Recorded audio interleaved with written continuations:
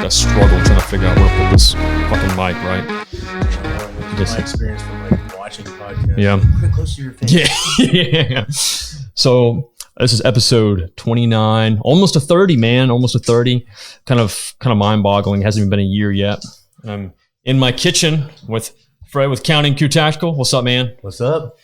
We had a little range day. Got to learn some stuff. Get humbled as always. You know, you always find out just when you think you're proficient at something, then someone come in who's professional and knows what they're doing kind of shows, hey, you probably you're not even a quarter way there yet. So always really cool learning new lessons, learning new techniques, new just training methods. But yeah, so we'll jump right into it. This podcast, we're going to be jumping into all kinds of stuff.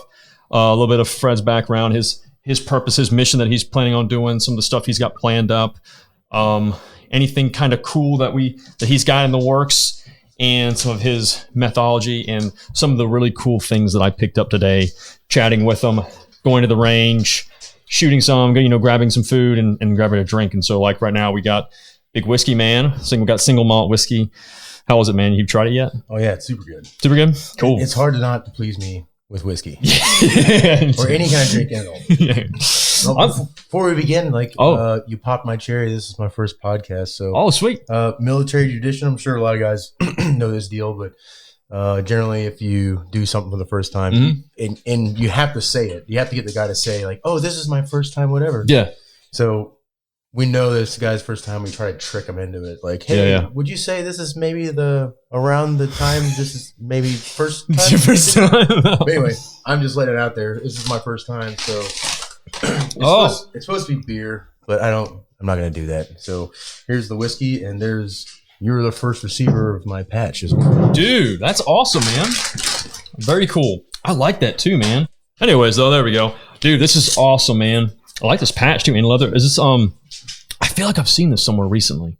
Maybe it was it on your page? It was. Cool. Thanks to Bald Bros. Bros. Those guys. There it is. The shit. Like they knocked it out of the park. Dude, yeah, it looks fantastic.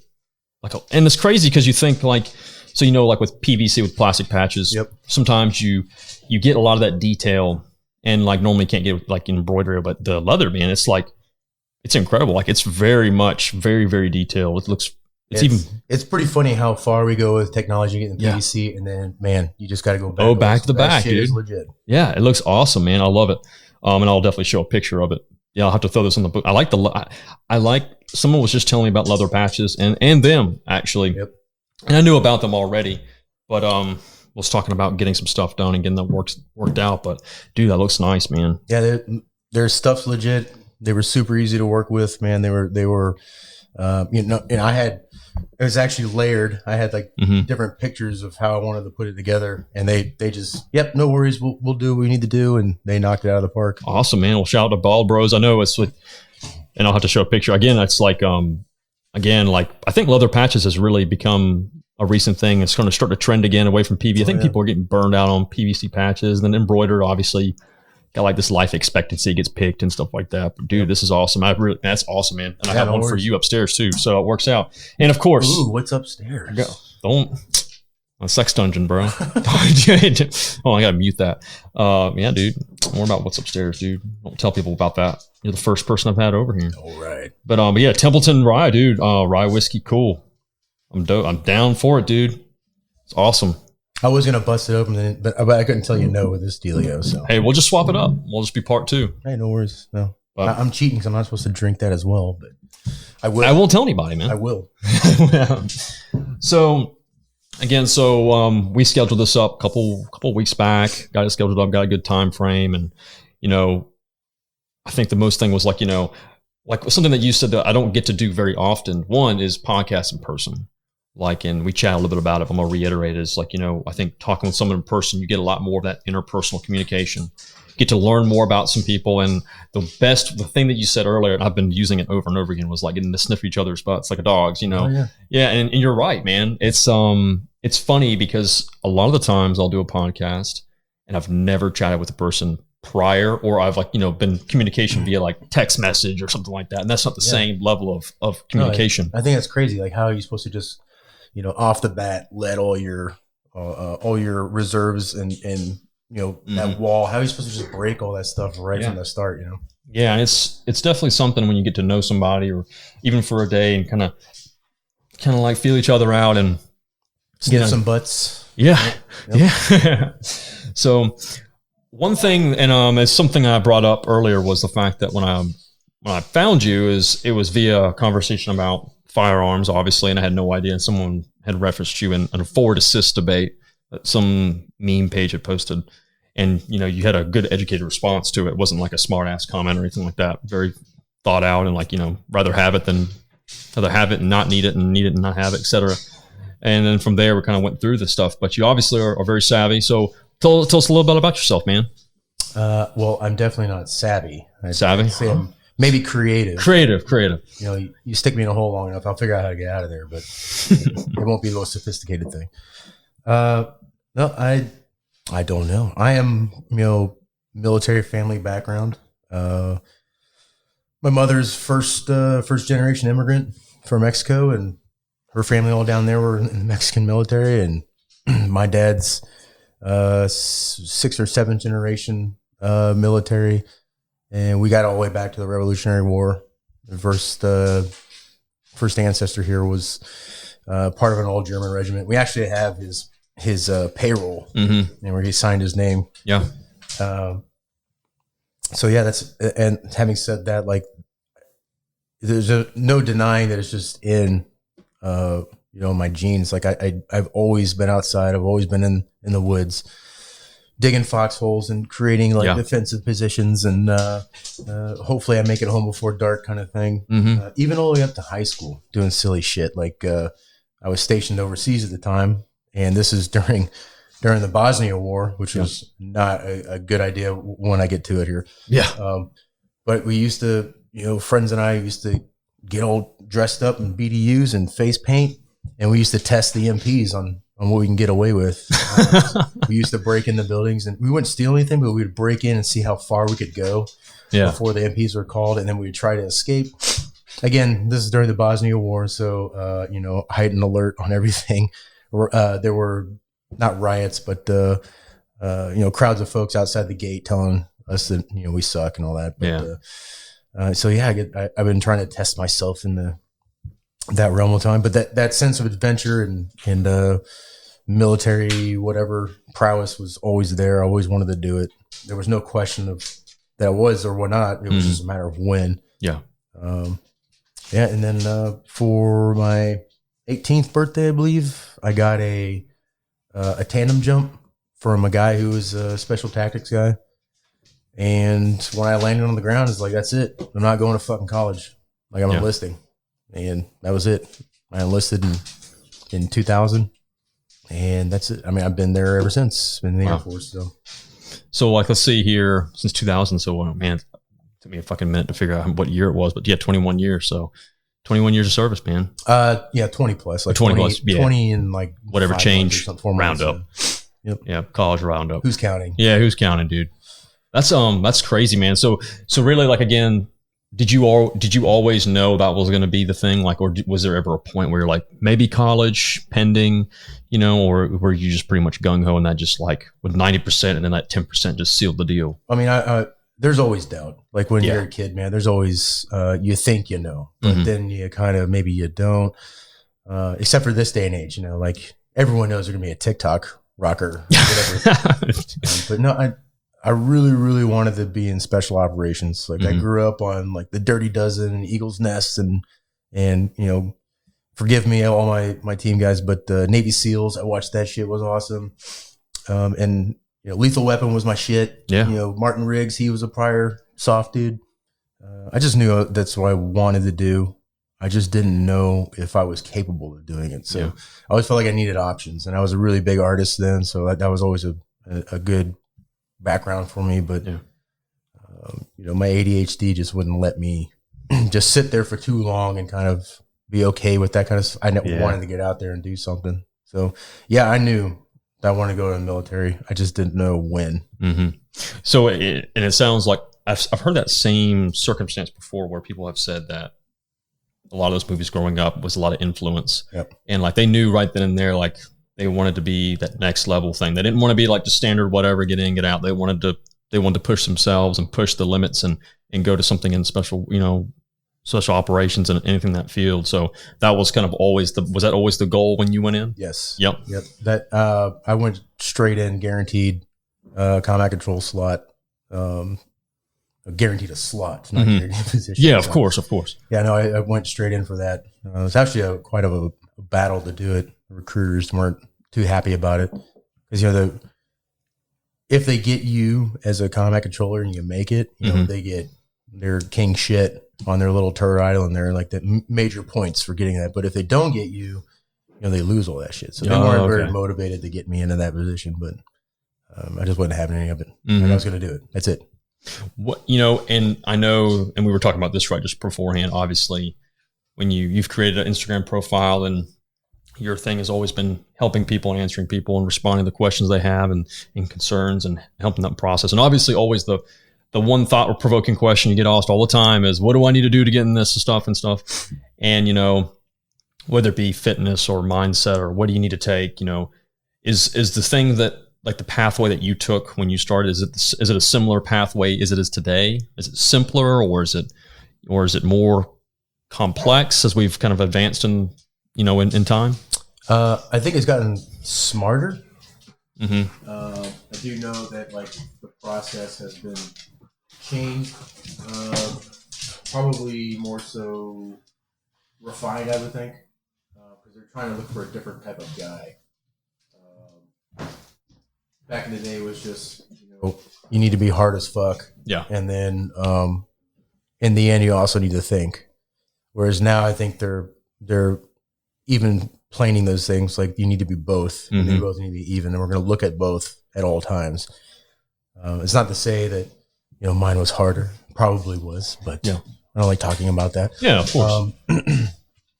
But no, I think the same. I think the way to actually get where you need to go. Rowdy dogs. Okay, but yeah. So and that's like you were saying. Like times have changed and different procedures. And the one thing that I've always heard, or not heard, but you see, is the utilization of SF2, like being more of a priority and being the focus of use. It seems like you guys are used a lot more nowadays than prior times too. Like why would you send in this mass amount of troop deployment, stuff like that, when you can send in the dudes who train 100% for it and do all that stuff. And that's what I was wondering, because just the utilization that Special Forces offers is just so incredible. Yeah, but that's correct. It's also to their detriment as well, because they're being overused. Yeah. And you're seeing a lot of guys getting burned out really quick, whereas before. But yeah, so unfortunately, I've got the pack with me, and best sound area is the kitchen. Of course, everyone wants to be rowdy at afternoon, but yeah, and that's something I see too. And whether it be them coming home and guys just being burned out, or just just being in this, I don't want to say the system, but just intertwined. And I think with what one person had told me that was on that had service beforehand was they never want to not worry about themselves, but more they never want to let down teammates, et cetera, et cetera. Yeah. And that's always the mindset. You never want to let down everyone else behind you. And if everyone thinks the same thing, then everyone just keeps trudging along, and hey, just got to do whatever it takes to get a job done. And that's just a crazy mindset. It's to their detriment, obviously they're very much duty bound. And they're not going to stop until someone tells them to, right? Like someone orders them to, and no one's going to order them to, because they need the guys. Yeah, they need the guys to perform. And so they're just going to keep going and keep going and keep going until the flame runs out. Yeah, whatever capacity that is. Wild, man. But so that being said, you're moving on to the next better things in life, and you're back in, and you've got a bunch of cool stuff. So one thing that we did today was we did pistol stuff, which is pistol has always been one of my worst suits. It's always, I think pistol normally can be translated more difficult for most people. Yes. And like you said, when you're doing with a rifle, longer barrel, sight radius, and then you have a pistol, shorter barrel, more room for error. There's just so many different variables that come in. So is that the same thing? So and you said yes just a second ago. But. Oh yeah, pistol's my my nemesis. Really? I'm good with AR. I'm okay-ish with the long range stuff, but yeah, pistole. Yeah, pistole is my nemesis. Yeah, and that's always fun. But even then, just learning something new today and going through that whole process was a lot of fun. It's just nothing that I had heard of before. It was just breaking down steps and simplifying to better yourself, so that way, like the compound movement, you're better afterwards. And just like so, for instance, the thing we did today was I would draw, pull, and push forward, and that would do with my eyes closed, so that way I know what I'm naturally doing. So that way it's just like I'm not doing little corrections here and there. And then something that someone else had helped me with was starting and doing the draw and then having my pistol aimed up and trying to fix little things. And that's just me being bad habits and not having that training beforehand. And it's always awesome to have someone who does stuff like that to really correct these things. And the reason why I'm bringing this up is you're helping and looking at doing some training and stuff like that. And the one thing I found was you're an excellent trainer, very good at going over in instructional purposes. And so, what's something like that? What's the outlook on that for you? What are you planning on doing? Well, like you mentioned, I love training folks, not so much because I like being in charge, giving out directions. I hate that shit. I'd rather just hang out in the background. Mm-hmm. But training, or teaching, rather, it allows me to learn a lot more. Like I get to get them, buddy. I get to actually see what other guys are doing, and you get to see some guys doing some really random stuff, but they're shooting really well, and you're like, how the fuck is he doing that? Yeah. It allows me to reach out and see how those guys are doing. But in the end, I just want to be able to still help. Like I'm through with the military, but I still want to give back somehow. Yeah.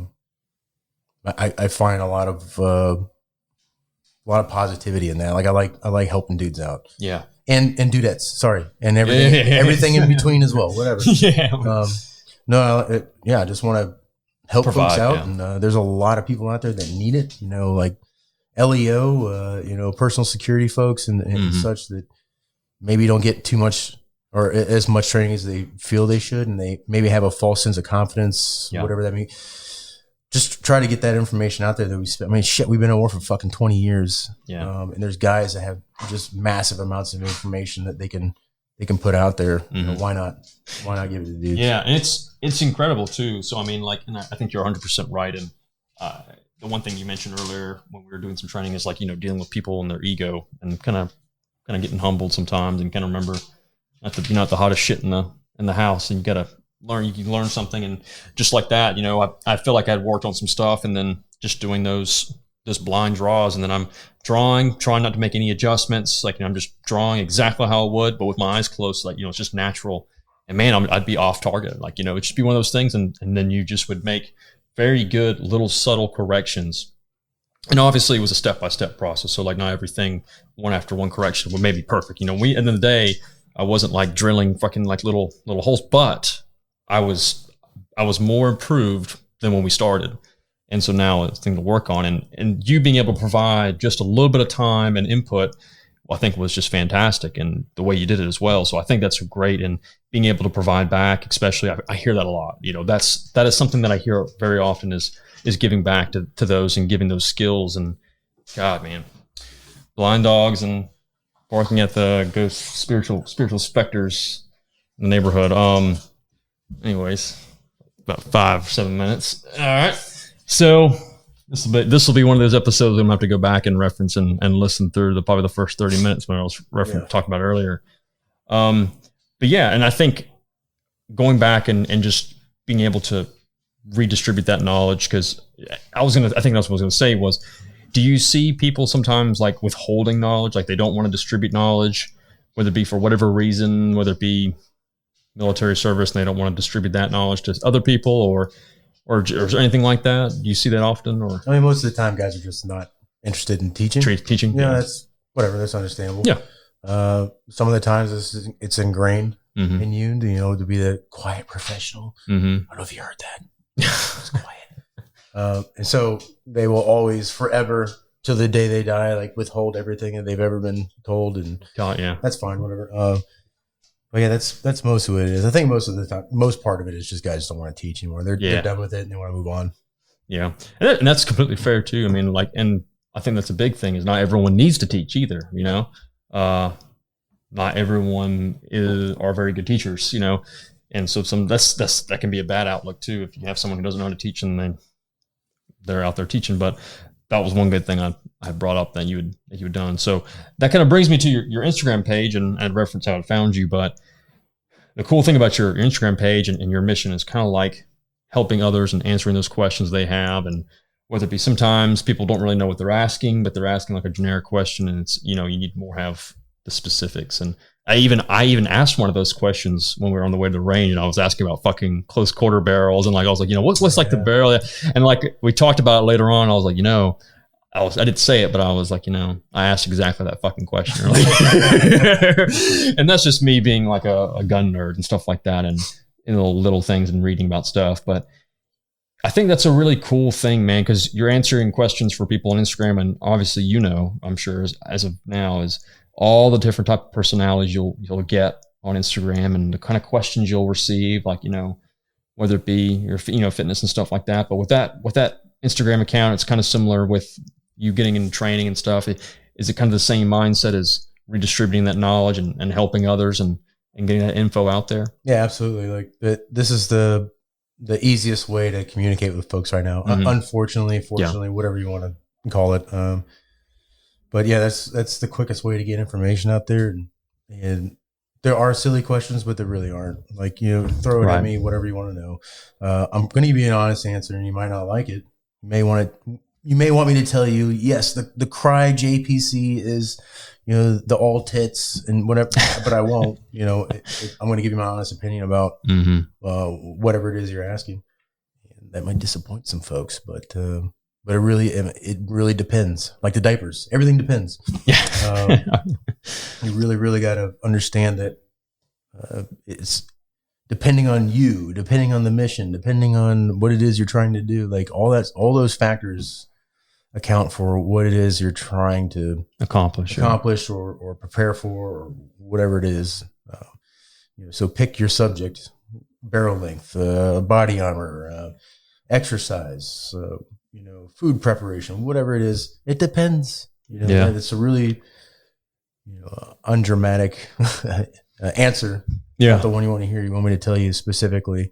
Go to James Yeager's class, whatever it is. But that's not going to be it. I really need more specifics from you personally, like what it is you're trying to do or accomplish, or whatever it is.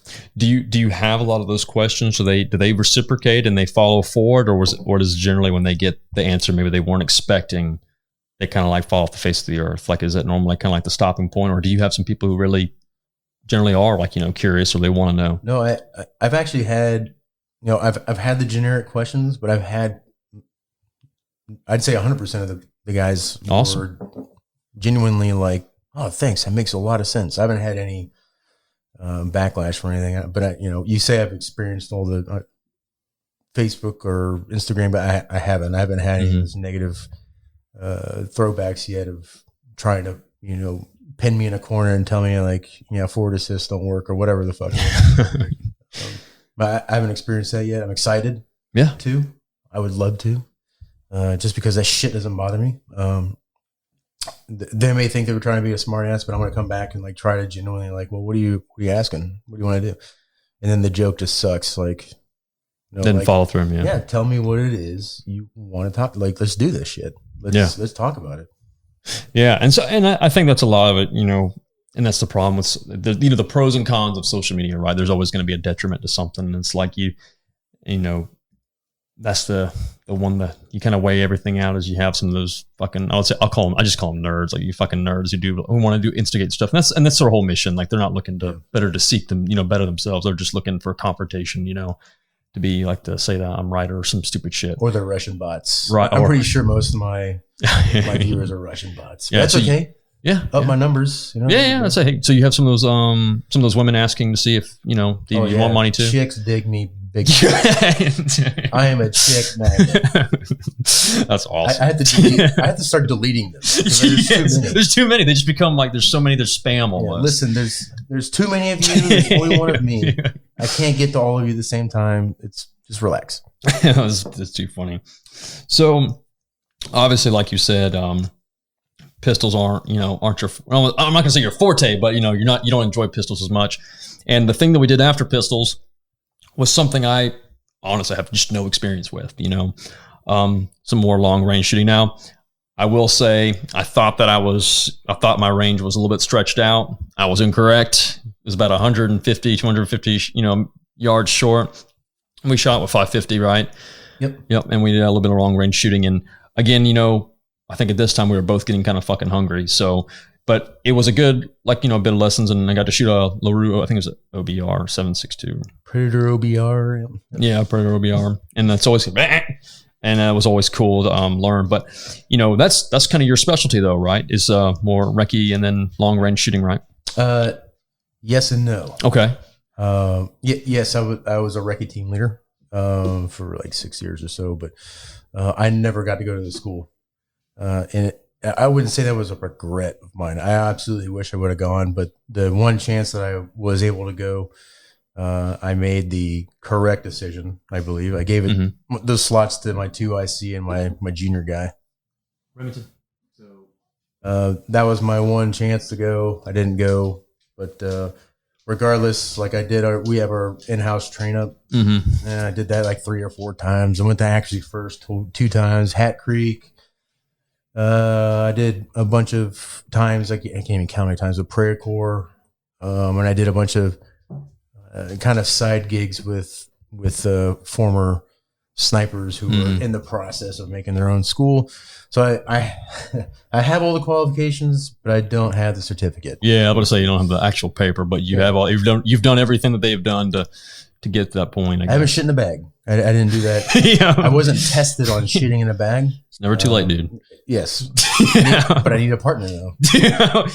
Well, let's see here. It's about okay, but there's a paper bag over there too, man. There is. Yeah, and that's I think, and I think one thing that we had kind of just touched on was just you can obtain a lot more with less when shooting long range, and you were saying you don't have to go burn through a bunch of ammo to do long range stuff, and I think that's something that I've always wanted to kind of get into, but obviously there's a price tag you're gonna have to get into to kind of get in there, and it's definitely it's its own beast. There's just so many there. While like you said, it's different than pistol, where pistol smaller barrel stuff, but there's still just so many intricacies that are attached to it, and one thing we had talked about, and it was just people being able to make these decisive decisions and changes on the fly based on calculations and all the tools that throwing everything in there, and it's just just incredible. And I think I could be wrong. And again, it's one of those things where I was just learning on the fly, but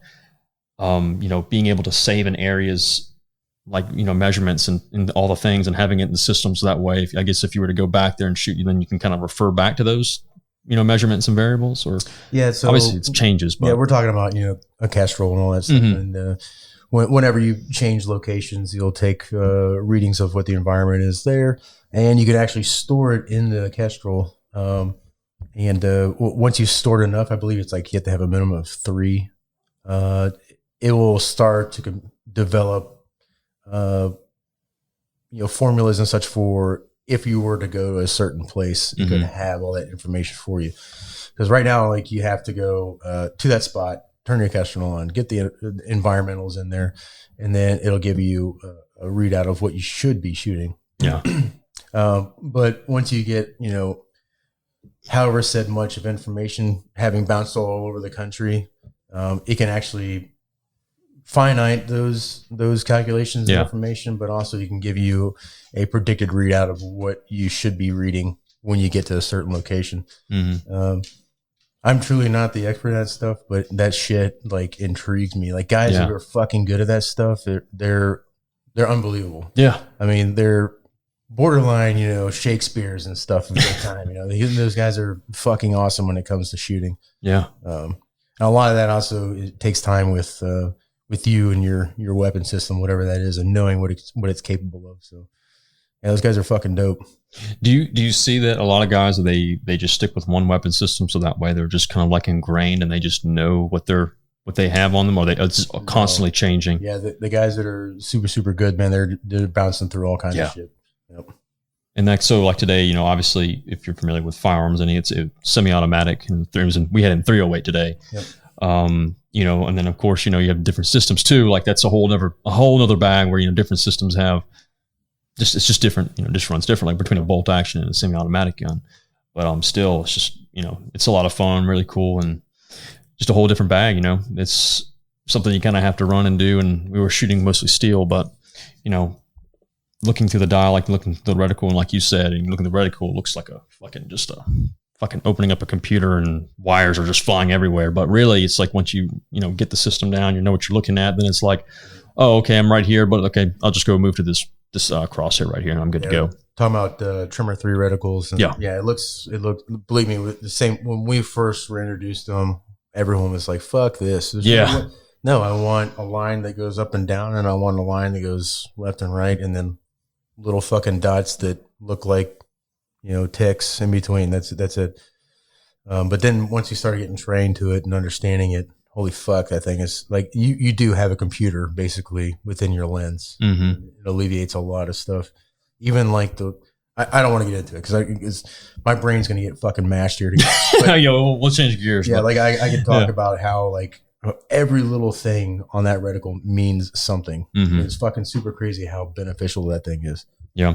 And I think, you know, I'll change gears in just a second, but it's just funny how, like you said, there's a process, and you go through everything in steps, and if otherwise you can really kind of fuck yourself before you even get, you know, you had to go to A, B, C, D before you jump from A to D, you know, pulling the trigger. But it was definitely an interesting process, and, you know, learning that, and it's great to kind of like learn and kind of dip the toes in, because that's really all it was like dipping a toenail in before really kind of getting any of it. But it was fun. It was cool.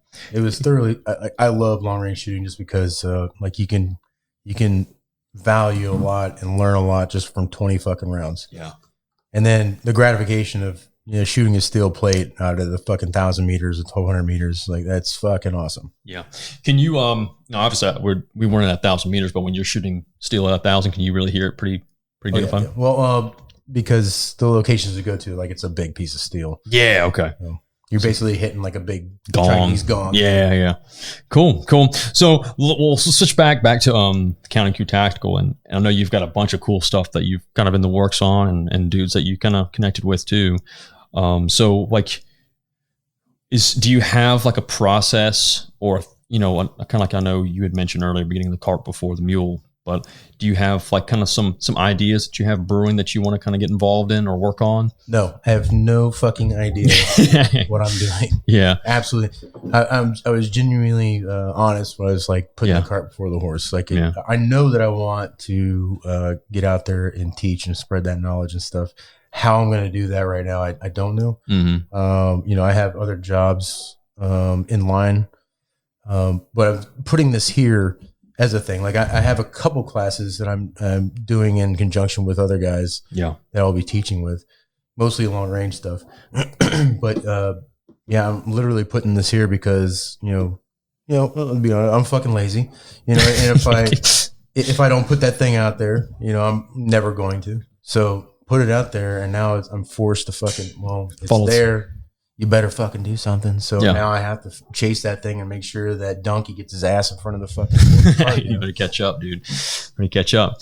So, you know, and again, like, you know, there's so many outlooks. Do you see that there's a lot of that happens a lot post service? Like you get out and people are kind of trying to figure out what they want to do next. Or they don't really know? Yeah, sure. Yes, sir. Yeah, I guess depends. Yeah, I would say the smarter ones, you know, generally look well in advance of what they should be doing, and by the time they finish their service, they've already just blended into the next thing. I don't like a lot of the guys that I know that have gotten out. Very few of those dudes are doing something that I'm interested in, at least. A lot of them are doing entrepreneurship and like other things that I don't care for. Yeah. and I don't want to hurt anybody's feelings. I don't want any phone calls, so I won't say who. But it's just not your bag, though. It's just not something that just intrigues you. Yeah, yeah, it really isn't. Yeah, and like I remember, like, so we were driving, and I was like, so what, like things you're interested in? You're like, dude, honestly, this is it. I really enjoy this. Outside of obviously personal and family time, but like, what you enjoy doing is shooting, instruction, stuff like that. And I think that's like a key aspect to that in regards to like helping others, whether it be in shooting or in answering questions, is when you're passionate about it and having some thought process into it. Because otherwise, if you're just doing it just for make a buck or whatever, it's just not going to come across. Like, there's a difference between someone who wants to help you and teach versus someone who's like, yeah, I'm getting paid a lot of fucking money for this class. I'm sponsored for it, whatever. And I'm not saying anyone, I'm just saying like just a mentality. But, I think that's just a good outlook to have too. I mean, why rush into something else and get yourself involved when you're miserable? And because obviously I think everyone I've talked to, when I say everyone, it's like a couple of people, but like, what you were doing beforehand was a lot of fun. You really enjoyed it. And you want to continue doing it. And, obviously maybe whatever crossroads, the next thing you want to do is help others in that, whether all the skills and attributes that you gain from it. Yeah. I absolutely loved my job, what I was doing. But we're at a phase in the community where we're making changes. Mm-hmm.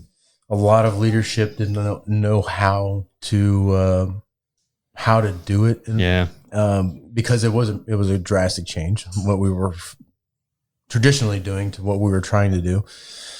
A lot of frustration because guys were, telling them how we think we should be going through this, and we weren't getting listened to. And I just felt like I was not making an impact, and it obviously negatively impacted me. Yeah.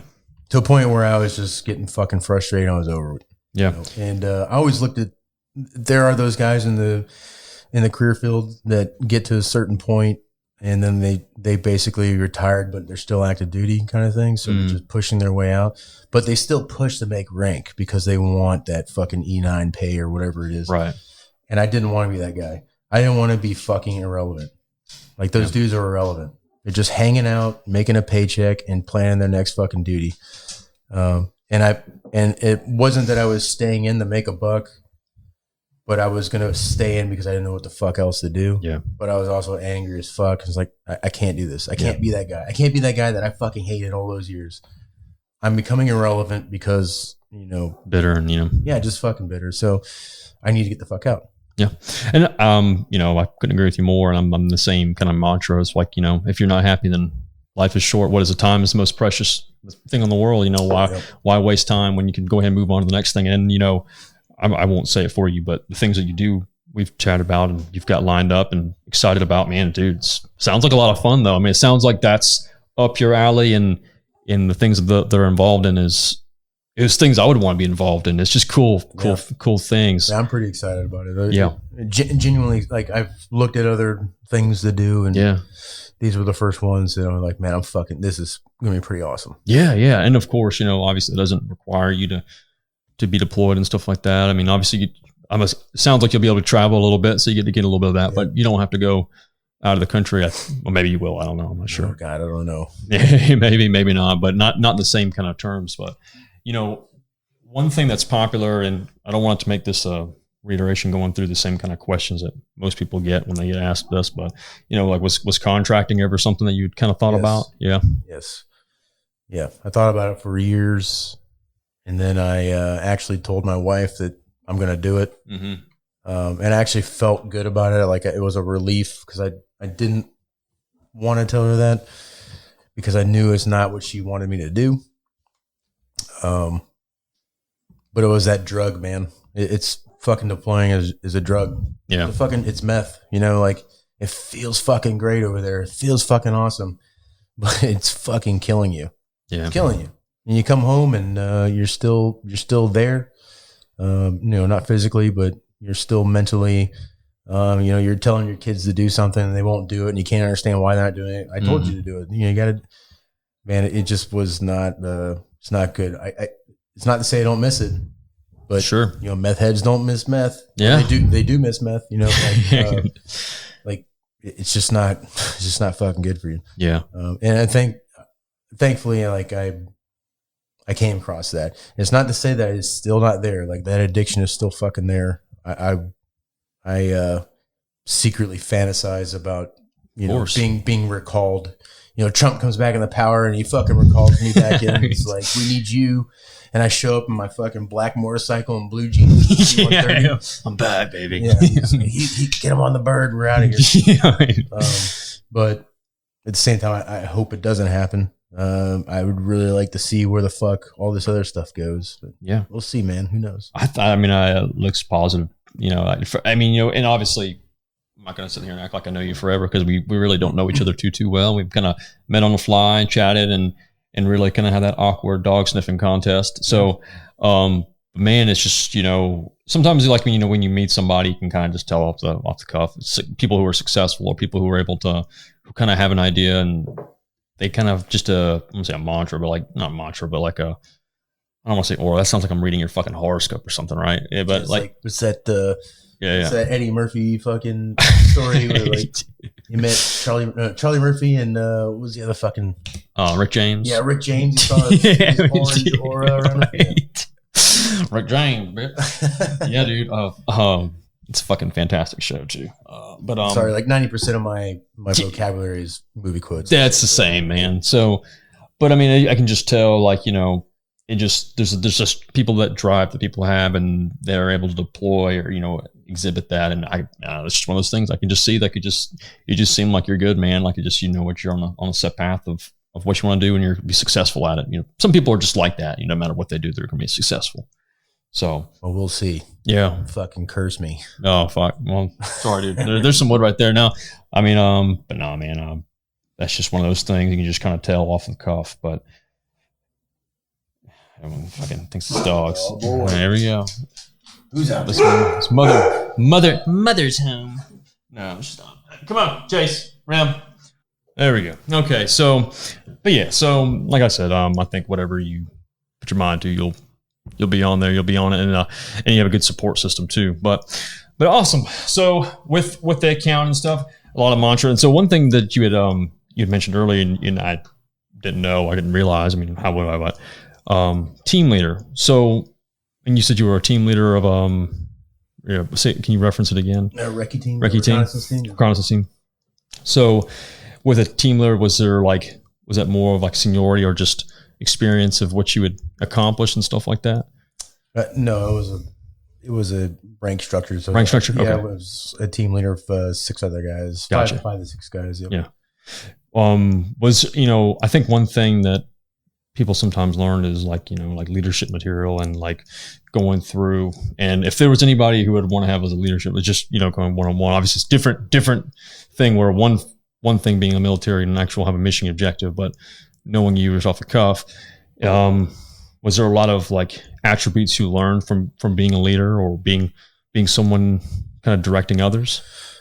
Yeah, and this isn't going to blow anybody's minds or anything, but like the statement that I'm sure, you know, most guys either read through books or have been told through basic training, like, you know, leaders lead from the front at 100%. Like, get out in the front.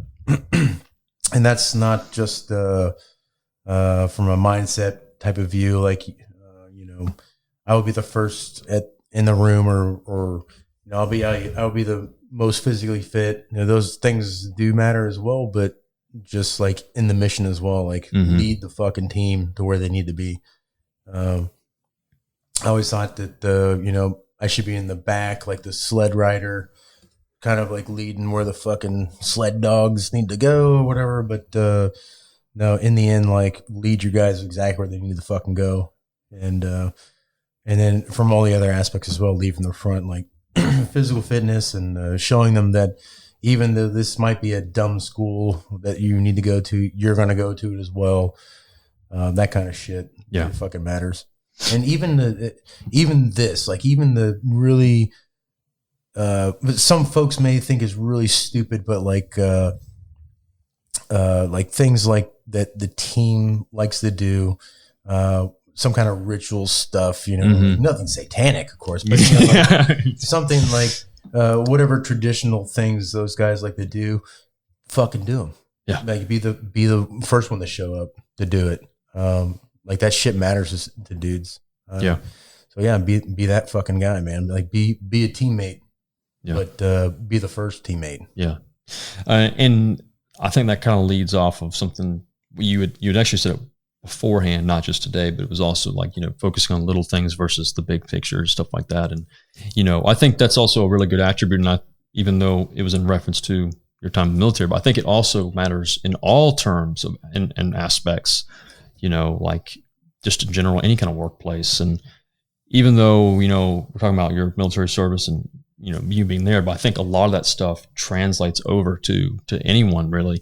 And I think that's the thing that I took away from it. And I was like, you know, really thinking, processing and stuff, like, you know, in reference to that, it was more or less, you know, like I said, focusing on the little things. The little things do mean a lot. And you're not saying the big picture stuff doesn't matter, but like, you know, little things do add up and really punch home for some people. Yeah, you know, a lot of people. You can have like a factory worker, you know, Wonder Bread, and like the leadership's gonna come out and like, you guys don't need to worry about smoke breaks. What you need to worry about is bread. And like everyone's there is, you know, like no fucking shit. Like that's the name of the fucking company. Like, I have that down. I know how to make the bread. Yeah. What I'd really like is some fucking comfortable shoes to stand in. You know, maybe some gloves so I don't fucking after I pick my nose and stick it in the bread kind of thing. But the leadership, not the leadership, but like in general, they just kind of like are taught. You know, hey, look at the big picture. Look at the end game. Look at what the mission is. And like. Everyone down at the bottom is like, I know what the fuck it is. I train to it every day. Every day I train to the mission. I got it. All I just want some motherfucking boots. Yeah. You know, like, again, but they'll look at you like, oh, don't worry about the boots, guys. Worry about the big picture. Worry about America. Worry about Wonder Bread. Yeah. It seems like that's a frustration too, because you know, like what is the whole common scenario, like the middle management part. The middle management is the one who kind of like helps out, but it's the big picture people who will kind of like, you know, downplay the significance of little things and, you know, can really douse morale and douse anything. And that's again, you know, whether it be military or anywhere. I think that happens anywhere. But even in the name, little thing, it's a little thing. So what does it hurt for you as in a leadership position just to take that fucking second and smash that little thing in a good way? Yeah. Like a good smash. Like take the little thing and like, oh, you guys, you know, you want fucking flippy floppies? Here's flippy. Like we're Wonder Bread. We own the whole fucking world. You know, here's your shit. It doesn't take anything. Yeah. It really, really gets to a point where it's just a fucking power thing. And, you know, I said no and every little cent counts, even though we're fucking billionaires, whatever. I feel like I'm going to start a fucking revolution. Yeah, this is where it starts right here, man. Two bottles of whiskey and 2 glasses, and who's with me and sour gummy worms, dude. No, but that all stem from a story, and I honest to God, I fucking wish I could remember who told me this story. But we were at a guy's wake. Basically, we're all out in town drinking our asses off, and our commander came up to one of our guys, and he came up to the guy who actually told me the story. I fucking wish I remember who it was, but he came up to the guy, and the commander's like, "Hey, you know, doing the officer shit, and like, hey, you know, what are the guys' troubles right now? What's going on?" And luckily, this dude was, you know, inebriated, and he gave a fuck, and he's like, "Well, sir, honestly, like, we're getting tired of looking at the big picture. What we care about is the little things." He's like, "What do you mean?" He's like, "Well, let me put it this way. Like, if you were to tell me that I have to get a Halo rig and fucking, you know, tandem in a nuke into North Korea, I'd be like, okay, can I keep my beard?" And the commander's kind of looking at him like, "What the fuck are you talking about?" It's like, we don't give a shit like about the mission. It's not to say we don't care, but we got that. We got it. That's why we're here. That's why we're at this point in our careers. Like, we know what the fucking mission is. We train to it every day. But can I keep my beard? Yeah. I just want this little thing. And all those little things, even when you get into like competition shooting, it's not how fast you get your hand at the pistol and get a grip and how fast you draw it. It's knowing where to cut corners. It's knowing these little microseconds as you put your hand down to your pistol and taking that half a second or whatever millisecond. Sorry, Jerry. I know you're faster than me, but you get that proper grip. But it's always knowing how to cut these certain little corners, get faster. Yeah. You can only go so fast. Like you can only do a karate chop so fast. Maybe you can get better at that. I don't know, but it's knowing little pieces like that, little things that'll make you faster and more efficient. Yeah, and I think all these, you tap all those things together, and that again kind of makes life a little happier, makes it a little better. So, yeah, I mean, and I think a lot of people lose sight in that, and that was something I kind of want to touch on. And with you having some leadership experience and stuff like that, obviously, sometimes what you want to do gets doused by people above you, and then it's like one of those things. It's just eye rolling frustrations, but. It is what it is. But, like you said, by being the first one there and being the first one to stand up and the first person to lead the charge, I think that makes a huge difference, especially in morale. Even if you can't get those little other victories for them, that makes a huge difference. And I think that's a lot of problem. I guess the reason why I brought it up is I feel like not just military, but everywhere, I think there's just a lack of leadership, and there's a lot of egos and positions of power that just don't know how to handle it. Yep. And they don't know how to distribute it, and they don't know how to help those little things. All they're too worried about is maybe career path in front of them or something. How deep you want to get in this shit? Yeah, I mean, I don't know, man. We're only halfway through one bottle. Okay, so yeah, man, it starts from the very beginning. Like, yeah, I remember being in elementary school and being forced. And I say that like it's like they were abusing me, but not. No, yeah. Being forced to do stuff, like being forced to read the highlights. They used to go on the monitor, the overall monitor, and they read like highlights of the day and shit. Like they would make you do that shit. They wouldn't ask for volunteers. They're like, you're fucking doing it. Yeah. So you had to go out there like, good morning, fucking, like you're just pissing your pants. You're talking to the whole school, and everyone's going to talk about how you were talking for the rest of the fucking week. Leading out fucking certain things within the class. Like they made you do that shit. They made you step up and like take charge of things, even though you weren't taking charge of it, but you were standing in front of everyone and doing stuff. Nowadays, man, everyone's super afraid of like, forcing kids to push themselves. Yeah. Because they don't want that kid coming home and screaming to mom, and then now this teacher doesn't make shit anyway, but now she's making nothing because she got fired.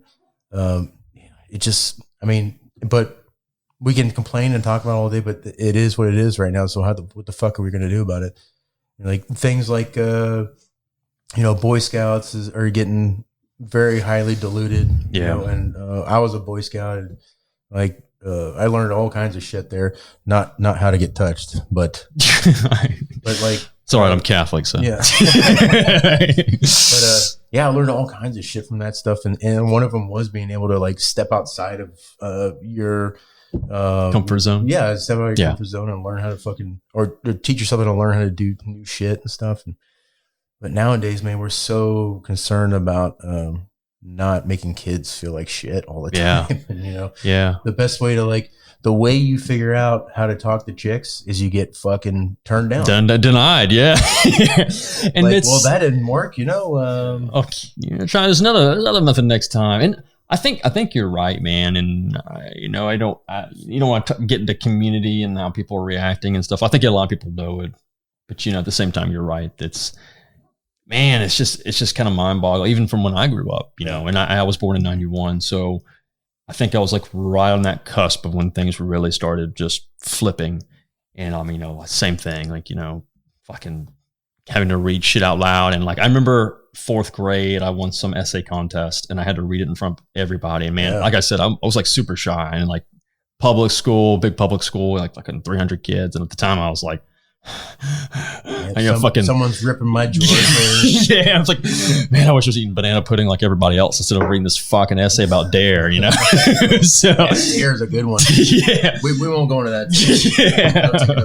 Yeah, but I mean, like it was one of those things, but I knew I had to do it though, and then so it just pushed me forward, and I'm not going to say it made me better from there on, but it's definitely an experience. And I agree, man. It's like everyone is too busy trying to keep everyone as happy as possible and make sure no one cries, no one gets upset, you know, like, you know, you don't want to ruffle anyone's feathers and piss anybody off. And it's just like, sometimes that's what, you know, that's how you get thicker skin. That's why everyone can be so fucking sensitive all the time and take offense to every little thing. It's like, and I'll be the first one to admit, you know, shit, you know, I'm a shorter guy. I used to be like really like sensitive of my height, but then it's like, you know, who the fuck cares? Like, what difference is it going to make? You know, just move on, you know, it's like it's better center of gravity. Yeah, it's like I have a little better squat. You know, as way better angles on things. Yeah. And I don't know. It's like one of those things. But you know, it's like people are just like always self-conscious about everything these days, and it's like they're always just concerned what other people think. People have always been self-conscious. Yeah, but the thing is that you know, they would. I wouldn't say encourage that, but like they would allow folks to continue, hey, keep pushing yourself. And that self-consciousness is not being a bad thing. It's actually, you know, self-recognizing and understanding and being honest with yourself. Like, hey, maybe, you know, I should do things differently, or hey, maybe I should stop being such eating all this junk food or something. Yeah, sure. Like this day and age, like, no one wants the experience. They just want the end state. Gratification, Yeah, they just want to be noticed as like an expert, a resident expert, because they went on Wikipedia and shit. Okay, how many times, like, and believe me, like, I talk shit about everyone, but I was one of those guys too. Just talking shit on the internet. But how many times, like, you know, you say something to somebody and you can literally, like, okay, he's literally pulling up Internet Explorer right now. Okay, he's typing in the question right now. Okay, he's pulling up Wikipedia, right, and then within, you know, that 2-minute period, here's the answer of copy and paste. Whatever the fuck I was asking. Fact checkers, yeah. Like, man, if you want, sure, we can all do that. Like, we're basically robots right now. We have access to the internet, and whatever. But that's not really who the fuck you are. If you really want that experience, that respect, you got to fucking earn the shit, man. Like, you have to go through the process. You got to do the trial and errors. But nobody wants to feel pain. Nobody wants to feel ashamed or whatever. Yeah, and a lot of people want that instant gratification. I mean, we're the microwave age, dude. Yeah, man. I want to put the shit in the microwave, and 30 seconds later, I want a fucking turkey sandwich. Yep.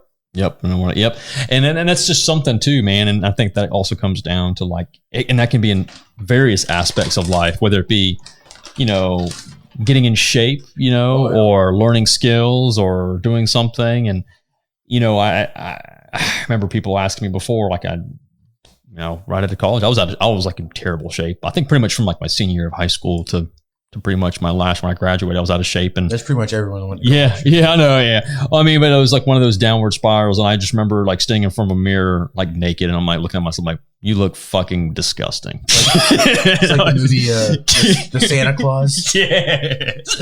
And I was just looking and I was like, man, if you don't do something, it's going to get bad. Like, you need to get in shape. And it's like, man, fucking my girlfriend leaves me, I'm going to be fucked, dude. I need to get in shape. No, you won't. Exactly. So it was like one of those things, but, and like, sure enough, you know, you put mind to matter. And I was like, if I don't start now, it'll never happen. And that's like the same thing. And sure enough, I got in better shape, but that's just an example. It's just, you know, I think people they like that aspect of, it's kind of like we were talking earlier, making fun of like, those little mini TV commercials of like, you know, weight loss now and, you know, lose 30 pounds in 1 week. Yeah, I mean, it's just like, there's no secret formula. You just have to put the work in to get the results. And I think that goes towards, again, like, you know, some new generation of not wanting to displease anybody and everything is okay. You know, you can be that way if you like, you know, not pressuring people. Fat shaming is fucking horrendous, which is crazy. 'Cause, you know, like, we don't encourage like cancer patients, like, no, just embrace your cancer. Yeah, it's I know. Fine, you know, just take it in. It's fine. No, we encourage them to get treatment. But you get folks that are like 600, 700 pounds, and now we're trying to like hire models and show them that it's okay. Yeah. No. I know we talked about it earlier. Like, what was the TV show? Was it damn, dude. Greatest Loser? Yeah. The Greatest Loser. I mean, either that or like the 600 pound, you know what? Yeah. And like these Joes are fucking, they're losing hundreds of pounds within this, you know, what is it, a month, maybe 6 weeks? Time of period with the show. They can do it. It can be done. You just gotta fucking do it. Yeah. But I understand like the motivation. Believe me, I was there. Like I had a bad spill in my fucking life, and I didn't work out. And it took my wife to fucking get me back into it. And thank God she fucking did. But like I get that part. I get that part. But you gotta find the right person that'll do that shit. Mm-hmm. And they're there. They exist. I'll fucking do it. Yeah. Hey, I'm expensive, but you got to come hire me. And I will be emotionally invested in getting your ass in shape, literally, emotionally and figuratively, whatever, all inside. Yeah. We'll fucking do this. Yeah, and trust me, it's been expensive. It's been an expensive day so far. So fly me out there, preferably in Tora Bora. No, not Tora Bora Bora. Yeah, Bora Bora. Bora Bora. Fuck it. It's that movie. Yeah. No, Bora Bora. Like I'm sure there's someone fat out there. Like, hit me up. We'll fucking work out. Yeah. Yeah. Well, yeah, that's fucking hilarious. But and that kind of brings up another thing, and I don't know. This is a conversation I don't have with too often with people, and we had brought it up, and I keep obviously this was kind of like something. It was the bad thing about meeting someone for the first time. You kind of like feel each other out, and you have conversations, you kind of see what people's thought processes are, and then it's like come to time for the podcast, I'm like, well, shit, I've asked a lot of these questions, so I'm kind of reiterating, but we can at least expel on them some more, but like something like with working out and stuff, I don't know. It's weird, and it's the one thing that I agreed with totally is like not every type of workout is made for every person. So like some things work better for those, and then sometimes this doesn't work for those other people. It's there's like the Smith machine. There's no such thing as a Smith machine made for every single body type. And I think that's awesome. And I know we're just kind of like spilling over to motivation and stuff like that, but I think exercise is a great mental energy, and I think everyone should find. Well, isn't there some country that like mandates not North Korea, but isn't there some country that has like some kind of exercise program or something? I know that China did. They did Tai Chi for a while, but I know that the new regime has completely like fucking abolished it, which is crazy. But yeah, that was one of them. Like they would literally like the whole fucking office building would come outside in the park, and they would do fucking Tai Chi, and that shit was like super impressive. Like that's it, dude. That's like the mindset that people should have. Like, it takes 15 minutes of your entire fucking day to do something, to get started, and then eventually you need to do a little bit more, maybe push a little harder, but like that push is the hardest fucking part. Mm-hmm. Yeah. The rest is fucking gravy, dude. Yep. And I agree. And that's, like in referencing back to when I was exercising pretty heavily and getting that better shape. But the one thing I'd always tell people who would always ask me for like either tips or like what to or how to's was like I was like, man, once you start seeing, I was like, man, take a picture of yourself right now out of shape, like save it on your phone, and then come back in 1 or 2 months, and as long as you've continued the process and you're really working, and if you see those results, if you see that change, I promise you'll be hooked. And that's exactly what happened to me. It's like I was like I looked at myself and I was like, man, I just, it's not what I want to be. And then started getting in better shape. And then I looked at myself in the mirror one day and I was like, oh, I can tell a difference from 1 month. And I was like, that just right there with the fire just started. And I was like, okay, I'm ready. I'm engaged now. Like the process is changing and I'm putting the effort in. And anyway, like you said, anyone can do it. These people, 600 pounds. Can you imagine? I couldn't even imagine being that much. No fucking idea. Dude, I mean, idea. And it's like, if they have the mental energy, I mean, that's a whole like mental thing right there. Like being in that kind of class and then seeing yourself and just been thinking, man, there's just no hope. If they can do it, anybody fucking can. Yeah. And I fucking give those dudes props, dude. Shit, but like, holy fuck, man. Like to get to that position, whatever it was, like, you can't ever live in the fucking past. So you definitely want to use it to help you move along, but that's not who you were. Like, who you are is right fucking now. Mm-hmm. But like to be where you are at that point, it's 600 fucking pounds. Like I can't imagine like the disparity, the fucking, the thoughts going through your head at that point. Like, fuck, it's impossible. Yeah.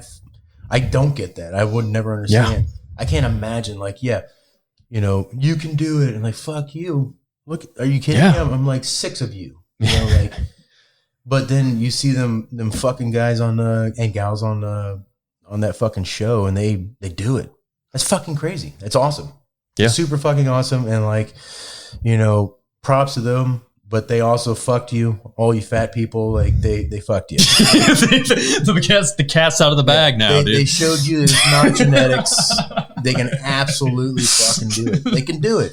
And you know, I say that genuinely. Like I'm a fucking military guy. Like I'm giving you shit, but like I genuinely care, man. Like they can fucking do it. No shit. You watch that fucking show and you watch those people like put their they're genuinely like on a mental breakdown of why they hate who they are because of where they are, all this stuff. And like, and you get, because it's a show and they probably hype it up, but they genuinely fucking hate themselves. Like genuinely hate themselves.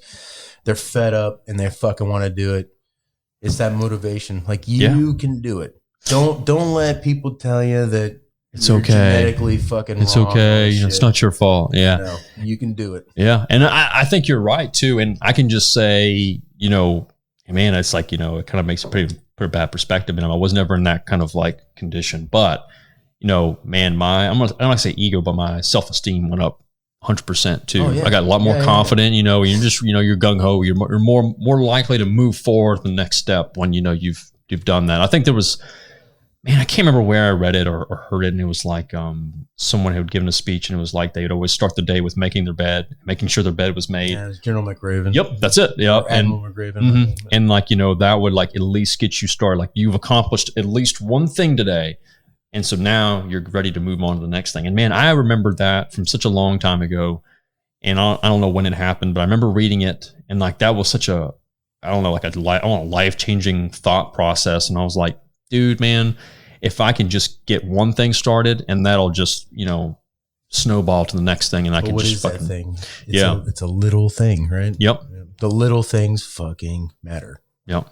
And exactly, and dude, man, fucking comes full circle, doesn't it, dude? It's like I know what I'm talking about. Yeah, I didn't write this down. I just fucking, I pulled it out of my ass. Yeah, I can tell you right now. I'm looking at the table. There is whiskey, glass, and trolley gummy worms, dude. Yep, there we go. Yep. So, but I mean, and you're right. And those little things, they do matter. And and I think that is just a great process of getting things started. But yeah, so, you know, and I think a lot of those just life skills and learning that stuff, you know, I think that's vital. And again, I think that's something that's lacking in this next generation. Maybe not lacking, but it's not as prevalent or not pushed for. And, you know, I don't know, like one thing that I felt like I had to do, you know, all through high school, as well as even in college, I was forced to do it over and over again.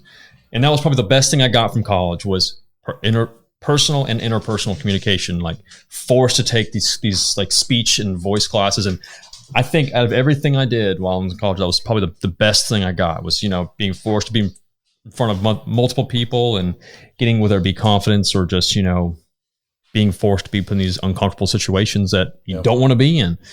And, you know, I just don't see a lot of that anymore. You know, it's a shame, you know, it's just one of those things. I think people, this is you know, a reason why I wanted to be down here. Like I didn't want to do that virtual thing just because it's I don't want to say it's fake, but it's just, you don't get that experience. Absolutely. Like, there's going to be that delay or, you know, that you're going to give like that half-ass chuckle that's kind of ha ha ha ha, and then like delayed on his end, and then there's an awkward pause. I'm not that guy. I fucking hate emails. I hate phone calls.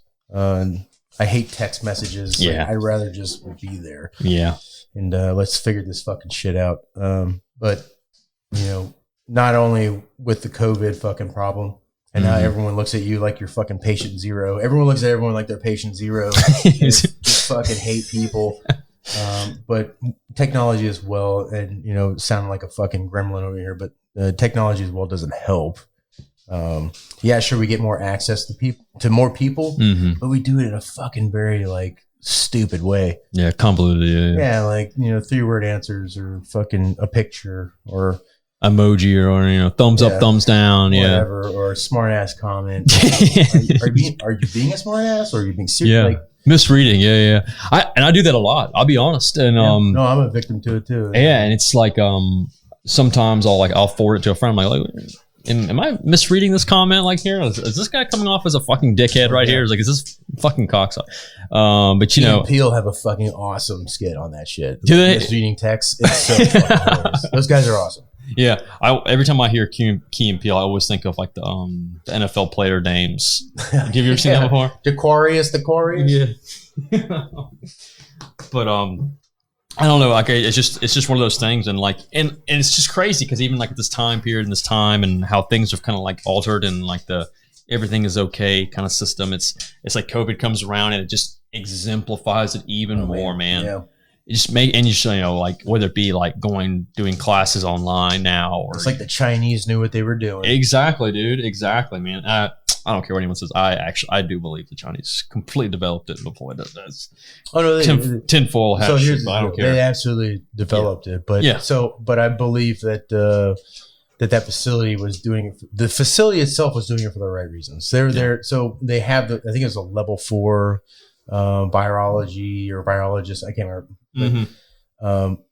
But they're there to like develop these viruses in order to get ahead of the game, because typically, you know, a virus appears and it takes years or a year to get a actual a vaccine for it. Sure. But they're there to like kind of predict what the next thing is so they can produce it and then produce a vaccine for it. I think they were genuine in that perspective. How it got out, though, is the fucking question. Like, was there an operative that did it? Was it a complete mistake? No, there was no fucking bats. Like, people who... Like, I've listened to people who are from that region and they're like, no, nobody fucking eats bats there. That's like, that is such the typical white-ass American fucking thing to say. Like, yeah, these Chinese people are just there eating fucking bats like a bunch of savages. Like, no, that doesn't exist. So, like, the whole fucking wet market thing and all that shit, like, that's complete horse shit. Yeah, exaggerated to it. But how it got out of the facility, that's the question. Yeah. Right? And you know, there was something, and I know we've like 100% changed gear, but I'm fucking interested now. I'm engaged. This is what I like talking about. Yeah. So, hey, context, like my team that I was with, like these dudes were fucking geniuses. Like I'm a fucking monkey compared to what these guys, and these guys got into some serious shit. And because I'm a monkey, I would just sit there and drive the truck and I would listen to what these guys would say. And like, it was so fucking interesting. And they would get into, you know, lizard people, aliens and all this shit, but not like in a funny sense. Like, yeah, it could be ridiculous, obviously. But they were talking about like all the theories and stuff. And like, man, this is fucking crazy. Like, I wish I could understand what the fuck they're saying because I am so intrigued by this shit. But anyway, yes. Yeah, but let's let it go. So, I'm gonna bring it up a little bit, but I remember, and again, obviously, everything again, kind of reiterating back to the internet. You know, everything you can't believe every fucking thing on the internet, but I do know, or you could, and we'll just go along and believe it is true. Like I heard from somebody else, but it was actually from Wikipedia the whole time. But it was like more or less in regards that there was actually like, you know, checks and verifications of that compound. They were saying like, hey, there's some issues. Like, you know, you may want to come back and update and check on this and verify, make sure you're up to standard, up to code in order to handle and retain these type of, you know, viruses, etc. The U.S. Embassy did do a check on it and they verified that it was not up to fucking speed with what was going on. Well, what the standards were. Yeah. And that was prior to everything happening. And obviously, you know, lo and behold, perfect storm right there. Oh, whammy. Yeah. You know, like they put that up publicly and, you know, who had access to that information that it was not up to par. Mm-hmm. And that comes the question, like, should that be public information? You know, someone who has a nuclear fucking bomb in a facility and then another agency comes in and says like, oh, this isn't up to par. Should they put that information out there? You know what I mean? Because now it's public information that you have all kind of different types of vicarious characters. Nuclear bombs are okay. Yeah. So it would be terrible if Oh, whoopsie daisy. Yeah, it's I don't know. That's a whole thing, but it has it's turned the world upside down, and in some ways it's kind of changed lifestyles and I will some stuff for the worse. Like, lucky, unlucky, whatever. This was probably the best virus to do it with, you know, and that's a horrible thing to say for the folks who had perished or suffered from it. Like, there's still people who can't fucking taste stuff. Like, it's fucking crazy. But it most definitely could have been way fucking worse. And there have been way worse fucking plagues and viruses act faster and hit different types of parts of your body a lot harder. Maybe this was, you're never going to make a dramatic change unless something dramatic fucking happens. Yeah. And man, hopefully this was it. Maybe wake up call. Maybe we'll figure something out. Yeah, and I think you're right though. I mean, and it sounds bad. Like I know people who have had like losses and stuff like that, and I can admit that I think I've lost some of my taste from it. And I'm not 100% sure I had it, but more or less, I think when everything started off, I think almost everyone around me and my friends and everyone, we all thought we were catching this really bad case of flu that was going around. Yep. And man, so, reading through all the symptoms and everything like that, I had pretty much a lot of that stuff. Like, it was funny. My wife had different symptoms than I did, but she got sick first. We had gone to a concert, and this is before I even knew anything about this. It wasn't really public. No, it was public information, but it wasn't broadcasted. Right. Which and Super Bowl weekend, dude. She was like, "Oh, I'm not really feeling too well," and then of course, yep, I was like, "It's a Super Bowl. Of course, you don't feel good." Yeah, whatever, dude, man. And I was like, that was the first thing that went through my head, like Monday morning, I felt terrible. And I was thinking to myself, man, no one's going to fucking believe me. You don't like Tom Brady. We get it. He's in Florida now. Just go to bed. Fuck off. It's like, and man, I was like, man, no one's going to believe me, but I'm actually fucking sick. And I was thinking to myself, and I was like, man, I feel like terrible. But we had totally different symptoms. And man, like 2 weeks, I ran a fever. I ran 101 fever for 2 weeks. Wow. 2 weeks. 2 weeks. I had a bad cough, for almost the whole time, but then it kind of narrowed off, and then the fever kind of would go in and out as much. But towards the end, I was fine. I felt fine. I was just tired all the time. I was just exhausted. Well, your shit was fighting whatever the fuck it was for 2 weeks, man. That's crazy. Yeah, and then later on, it was just it kind of hit me one point that I was like, man, I can't, so this doesn't taste the same as it used to, or something like that. I would have a steak or something like that. I'm like, this doesn't have the same profile, and I'm like, God, that would suck so bad. Cooked it the same and same thing, and so it was funny because recently I've been and I broadcast it pretty often, but I drink nothing. I drink a lot of sour beer, and I've mentioned it earlier. Yep. And we're gonna drink a sour beer before you leave, but I think some of that aspect for me drinking sour beer all of a sudden is because I'm able to taste the profile. That sour is so harsh, it's so just I don't want to say obscene, but it's just so drastic change of profile and taste that. But I could taste it though. Same thing with really savory salt things. I have to heap something really salty, and and then it kind of hit me. I'm like, shit, did I lose something of my fucking taste? Well, that happened to a lot of coal miners too back in the day. Really? Yeah, because they're down there smoking it or fucking inhaling all that sulfur and shit. So when they come back to lunch, they would just fucking douse their shit with hot sauce. Because that's all they could fucking taste is hot sauce. And so they would just drown their shit in hot sauce and eat that stuff. Damn, dude. Yeah. That's wild. Thanks, Derek Zoolander. I learned that shit from you. What was the thing with the mermaid that he would do? Oh, what was it? I think I got the black lung pop. You were down there for 2 hours. Tried fucking 20 years. Well, it was was it moisture is the essence of beauty? Yeah. Essence is water is the essence of moisture. Oh, fuck it. Dude, I don't know. I need to watch that movie again. Yeah, the fucking what's really crazy about COVID-19 too is that it is the only virus that is humans are extremely susceptible to it, but not a lot of animals. Yeah, it's usually the other way around. The virus generally, I act like I know what the fuck I'm talking about, but I'm just really regurgitating shit. But it bounces through animals and is able to mutate. It mutates between these animals, and that's how it gets to humans eventually. No, this one strictly attaches to humans. Yeah, and that's what a lot of the talk is that's why it was developed. Developed and also with that UV kills it instantly. Yeah, that sounds like something that was in a lab. Yeah, if you're in a lab, there's UV light on the outside in case this motherfucker comes out, it kills it. Yeah, man, it's crazy that the WHO and all this stuff just kind of let China run shit, but the Chinese are heavily involved in WHO.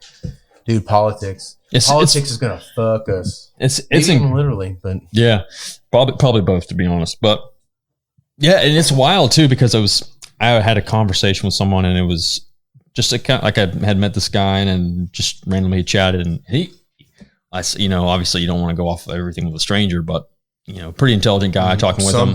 Sometimes, yeah, sometimes, yeah. A stranger, sit on my hand until it feels numb. And I said that to somebody one time. I was like, "Oh, are you talking about giving yourself a stranger?" And he was like, "What the fuck are you talking about?" Never mind. Yeah. So I was like, "Oh, obviously we have different passions, different interests." Nothing. Well, just change topic, But what he would talk about? I guess his son was at God damn it, what's Emory, and they have a huge virus program and stuff that studies all that stuff, and they really get in detail. And then he was like, what are the chances of my son being at school for all this stuff, and then all of COVID happens, and what a better case study for them to just go after and look at. And he was saying like a lot of the genetic code, normally when like a virus, like you said, mutates, it breaks, changes DNA, and it alters. It goes from one thing that affects us, and like 90% of the time, it never affects anything that really goes against us. Like, not even animals, like 90%, we'll never even recognize them. But like you said, normally it'll affect an animal first, and you'll see something, and then it'll mutate again to find new hosts, and then it hits humans. And whether it's something kind of like cognizance of with another animal that's similar in pathway, and then it hits like, okay, that's why it hit us so hard. Like, being lungs or something like that. Yep. But the fact that it was able to only hit humans, like, what are the chances of that one? That it's 0.00001% is like so minimal. Like, it's almost like it was made in a lab. And like, this was before it was even really the theory, the thought process had even started. And this was like back in March of last year. And he was telling me this, and like, dude, I was like, oh man, that's really. And at the time, I was like, that's pretty crazy, man. And then like, you fast forward, and like more stuff is kind of being divulged, and it was like, damn, dude, I talked to that guy fucking months ago, and that motherfucker sounds pretty fucking good now. Yeah. Like, it's pretty crazy accurate. Like, it's just kind of like. Yeah, I've played this board game before, and it was Chan in the Wuhan fucking facility with the broomstick handle. with the lights off at the time as well. I know this music. Yeah, so stuff like that, it's like sometimes if it walks like a duck, quacks like a duck, then it's probably a fucking duck, dude. But yeah. Politics, dude. I don't know. Yep. That shit fucking, it's mind blowing and it's tiring as fuck. Yeah, it is. It's exhausting. That's why it's just funny to me now. Like, I mean, how else will you fucking deal with it? Yeah, and humor is not just in the military. I'm sure like law enforcement and stuff. Yeah. But like, that's how you deal with stress, and that's why you get people misconstrue certain things. Like nowadays, like everyone videotapes themselves overseas. And they see some tragic thing happens, and someone cracks a joke, and they all laugh. And someone just sees them as fucking monsters, and they're like, "Yeah, the fuck else are you supposed to do? You want these guys who are supposed to be defending you and what you believe in to just break down and cry, right there on the battlefield? Like, no, man. Like that's how you deal with stress. You see a lot of people when they get embarrassed, they just start laughing or whatever. It's a fucking coping mechanism. Yeah. Yeah. And I'm 100% with you. And then I'll be completely guilty of doing the same thing. Like, whether it be, some tragedy. It's like, damn, that was pretty fucked up, but it's pretty fucking funny though. It was a good joke. But, it's like, I think that's just ways for people to cope with it. I'm 100% guilty of that. And it's not that I've dealt or I handle stuff like that very frequently, but, I think it's just a way to handle it. So, I mean, like, we just can't have this stuff completely just. No, we can't all just be emo and just like crying our eyes out. Yeah. Listening to fucking whoever the fuck. I don't know. I had a good band, and then I did too. Hawthorne Heights or something like that. I don't know. I had something on my mind and I blew it. Skip this part. Yeah. But I mean, it's like, I remember one time I had to work, hunting accidents, and I was going through all these accidents of like, it was lethal fatalities and stuff like that. Hunting accidents. Yeah. And it's like pretty much so, like when I say that, like, it's like people who basically have quote hung themselves by accident, whether being in trees or they kill themselves accidentally. Yeah. So like in, I'll go into some detail with it. And of course there's one, and like all of them, and obviously like there's photo evidence of everything and breaking them down and like showing like, basically, like, this is like why you take hunter education. So you go over the stuff so that you don't like have this kind of safety harness, not use this kind of, safety harness hunting and whatever, in deer stands and stuff. and like this is why you practice this kind of thing. But the one that always stuck to my mind, and it was like pretty like, whoa, holy shit, I had never seen anything like that before. And it was a guy who had accidentally shot himself in the head with a shotgun, point blank. Pretty much fell asleep turkey hunting, and his barrel went to his face and his finger slipped.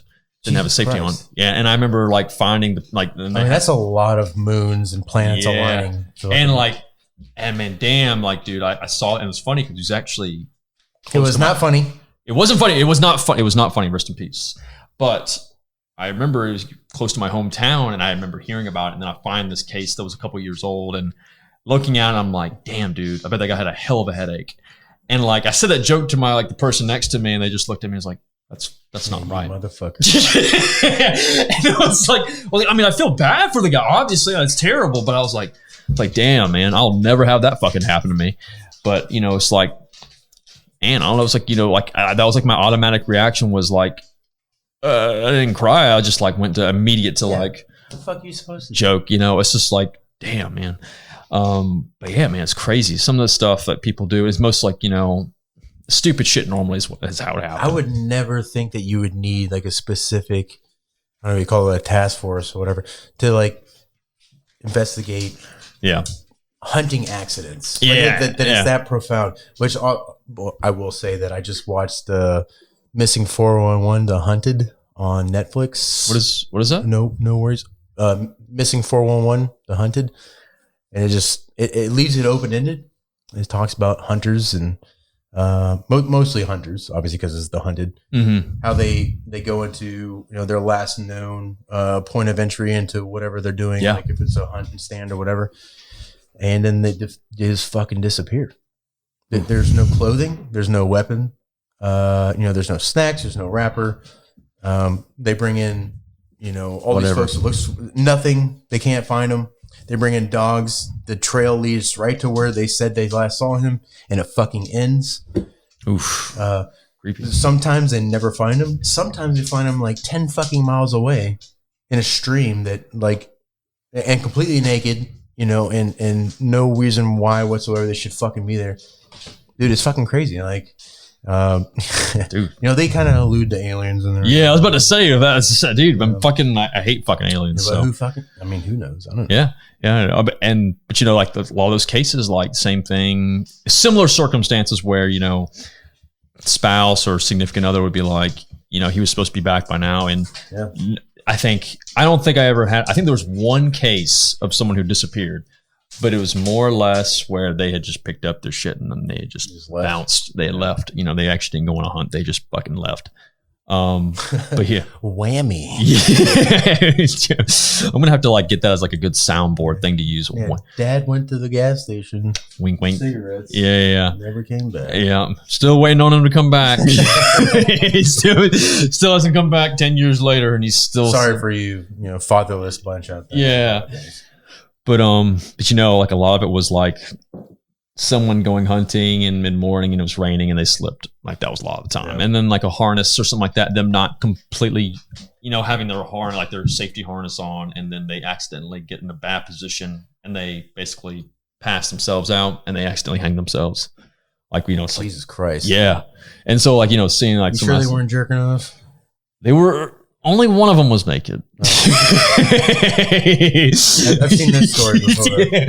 What wasn't there some wasn't the guy from Carradine? Yeah. I can't remember his first name. It's fucking. What movie was he in? Mortal Kombat. The guy got Mortal Kombat. Mortal Kombat, but he was also in Quentin Tarantino movie with fucking what's her nuts, Blondie Pants. Yeah. Damn, man.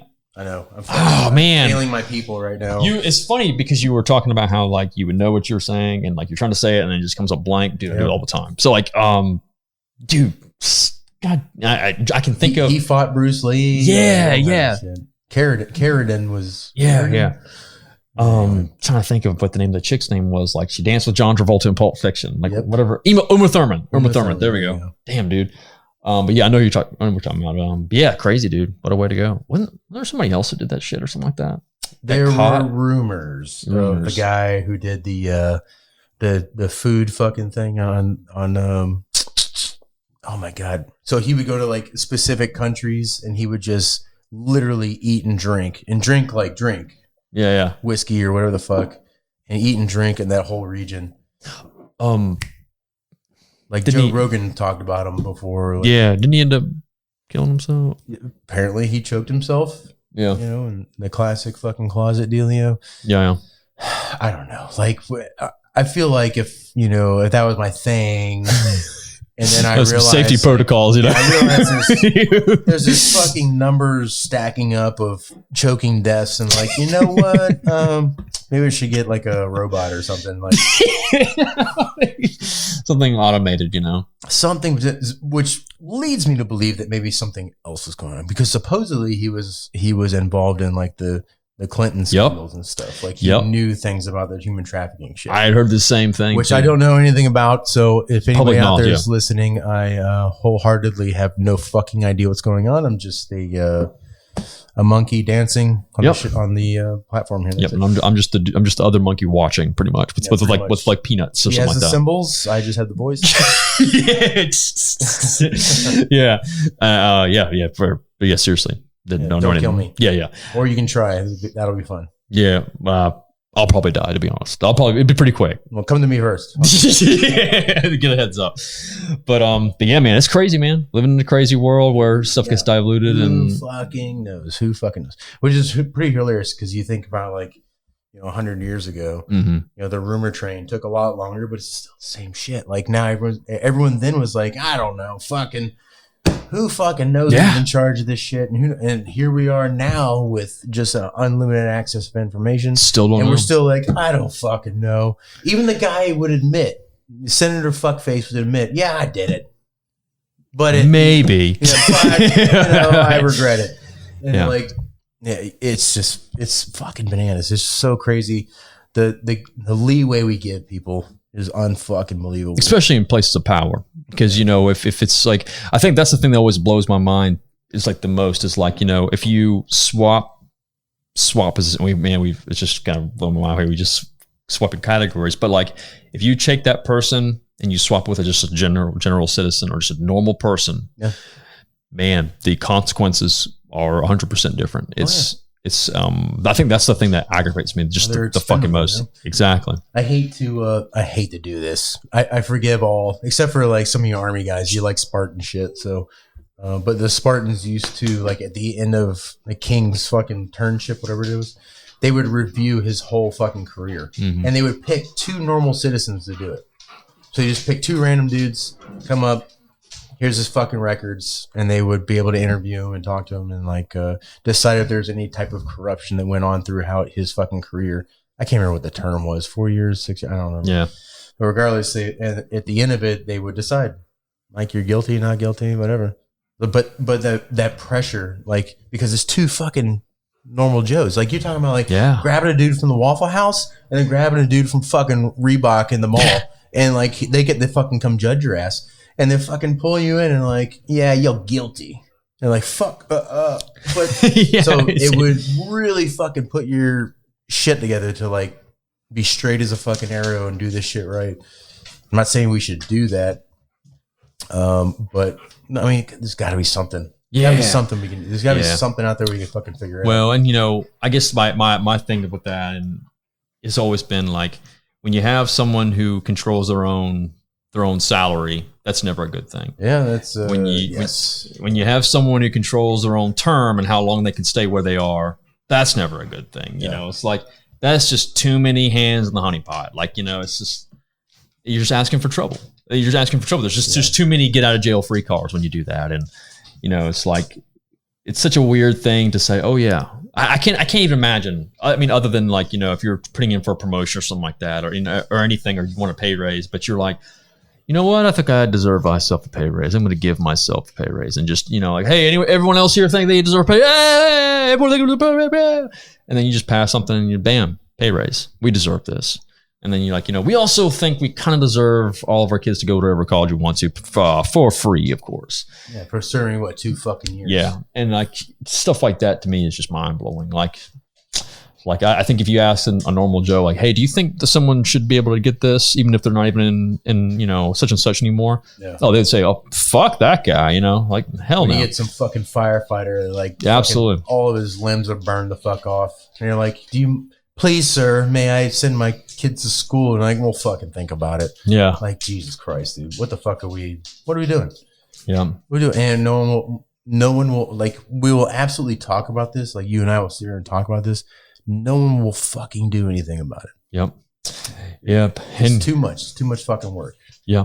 And I think it kind of comes back down to the little thing, start off again and come full circle again. But it's just, I don't know, man. Like, again, everyone likes the idea of something, but then when it comes down to action, they don't want to actually motivate. Bitching. Yep. Bitching. Oh, yeah. Because we pull people in with that shit. Like, oh, what are they bitching about? I want to fucking know that yeah. shit. You know what? I gotta bitch a little bit too, you know? Yeah. And I won't even lie. I'm 100% guilty of it too. Like, complaining, I love it. And, you know, being frustrated and like bitching about it. But then it's like I kind of like, it hit me one time and it was like, you know, like I keep bitching about this, but if I'm not putting in something to change it, then I'm just as guilty at that point. Like, you know, if you're not putting in any kind of change or trying to change, then the shit, no one wants to fucking hear you bitch about it if you're not even trying. So, no, I mean, I would disagree. Like, there's a time to do it. Yeah. Sitting around the campfire, absolutely fucking let it. Oh, yeah. It's not healthy to just keep that shit in there. Yeah. And it's not also healthy to like try to fucking make it appropriate for everyone. So you're trying to fucking, you know, censor yourself of how you say shit. No, it's healthy for you to just fucking let it go. So just let it fucking go. Make sure you got the correct company in. Yeah. So, but, just let it go. And then if you're absolutely that passionate about it, absolutely you should do something about it. But it's okay to fucking complain and bitch about shit. Yeah. No, I think that's definitely something. And I think, again, that's something else. People are too afraid to complain or bitch or as I say, in one way, not to bitch about it, but then not do action. But like, you know, I think in some aspects, I think people just don't want to, like, they want to hold some stuff in and not, like, you know, say what they think. They want to just, you know, retain, like, oh, well, even though if they think this way, that's kind of like the whole thing with the election, right? You know, it's just like, Jesus Christ, looking at the dogs and Jesus. But, you know, it's just, people are too scared to say what they really think, and then they kind of get oppressed and then suppressed. But man, again, crazy world, man. Then people get forced to stay in home, and then they lose social skills and not able to put what they think or say. And then, I don't know, man. It's just a different time. I'm excited.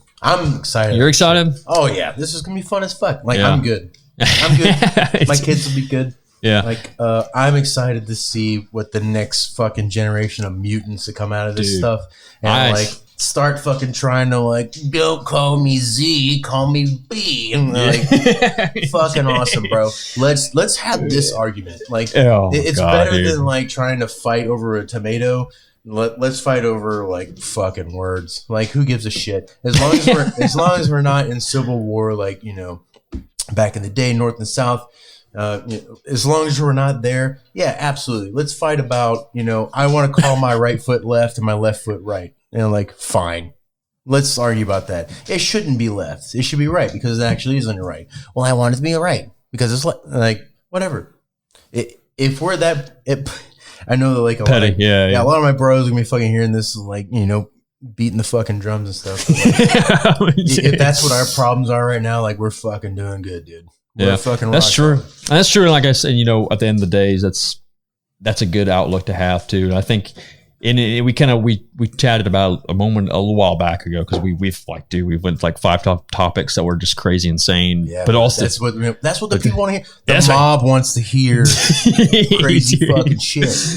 And you're right though. That's sex sells, baby. Yeah. But you know, you're right. At the same time, like you look back and you're thinking, well, man, if the biggest issue I have right now is the fact that some dude wants to be classified as a fucking Ferrari Enzo and not a male, then hey man, go for it. You know what? You know what? Yeah. How does that hurt you? Yeah. And I think that goes on both sides where people just need to fucking stop caring what other people think. Just who cares, dude? Yeah. And I think, you know, it's kind of like something that, you know, I kind of gotten over and I was like, you know, why does this, you know, why would this upset me? Does it affect me? No. Does it, you know, personally, you know, violate something that I believe? No. You know, then why do I care? Like, why do I, there's no reason to devote, or put any kind of emotional energy into it. It's just like, you know what? Who fucking cares? Whatever. Okay, dude. Yeah, whatever. As long as you're happy and you don't, as long as it doesn't affect me and you're happy with, then hey, live on, dude. Yeah, Chill out. If you're going to let everything that you think is stupid affect you, like, dude, you're in a rough fucking time. Yeah. Like, I think yards and feet are stupid. What was that? Oh, yeah. Okay, yeah. Why are we using the metric system? I think it's fucking dumb that we do. And you'll get the fucking guy like, because fuck the queen. I'm like, okay, sure. But the rest of the world uses a 24-hour clock and they use the metric system. It's fucking easy. Why don't we do it? That shit bothers me. But you know what? Whatever, dude. Fuck it. I'll do the conversions because you motherfuckers don't want to fucking switch over. So I'll sit here and convert all this shit for you. Oh, man.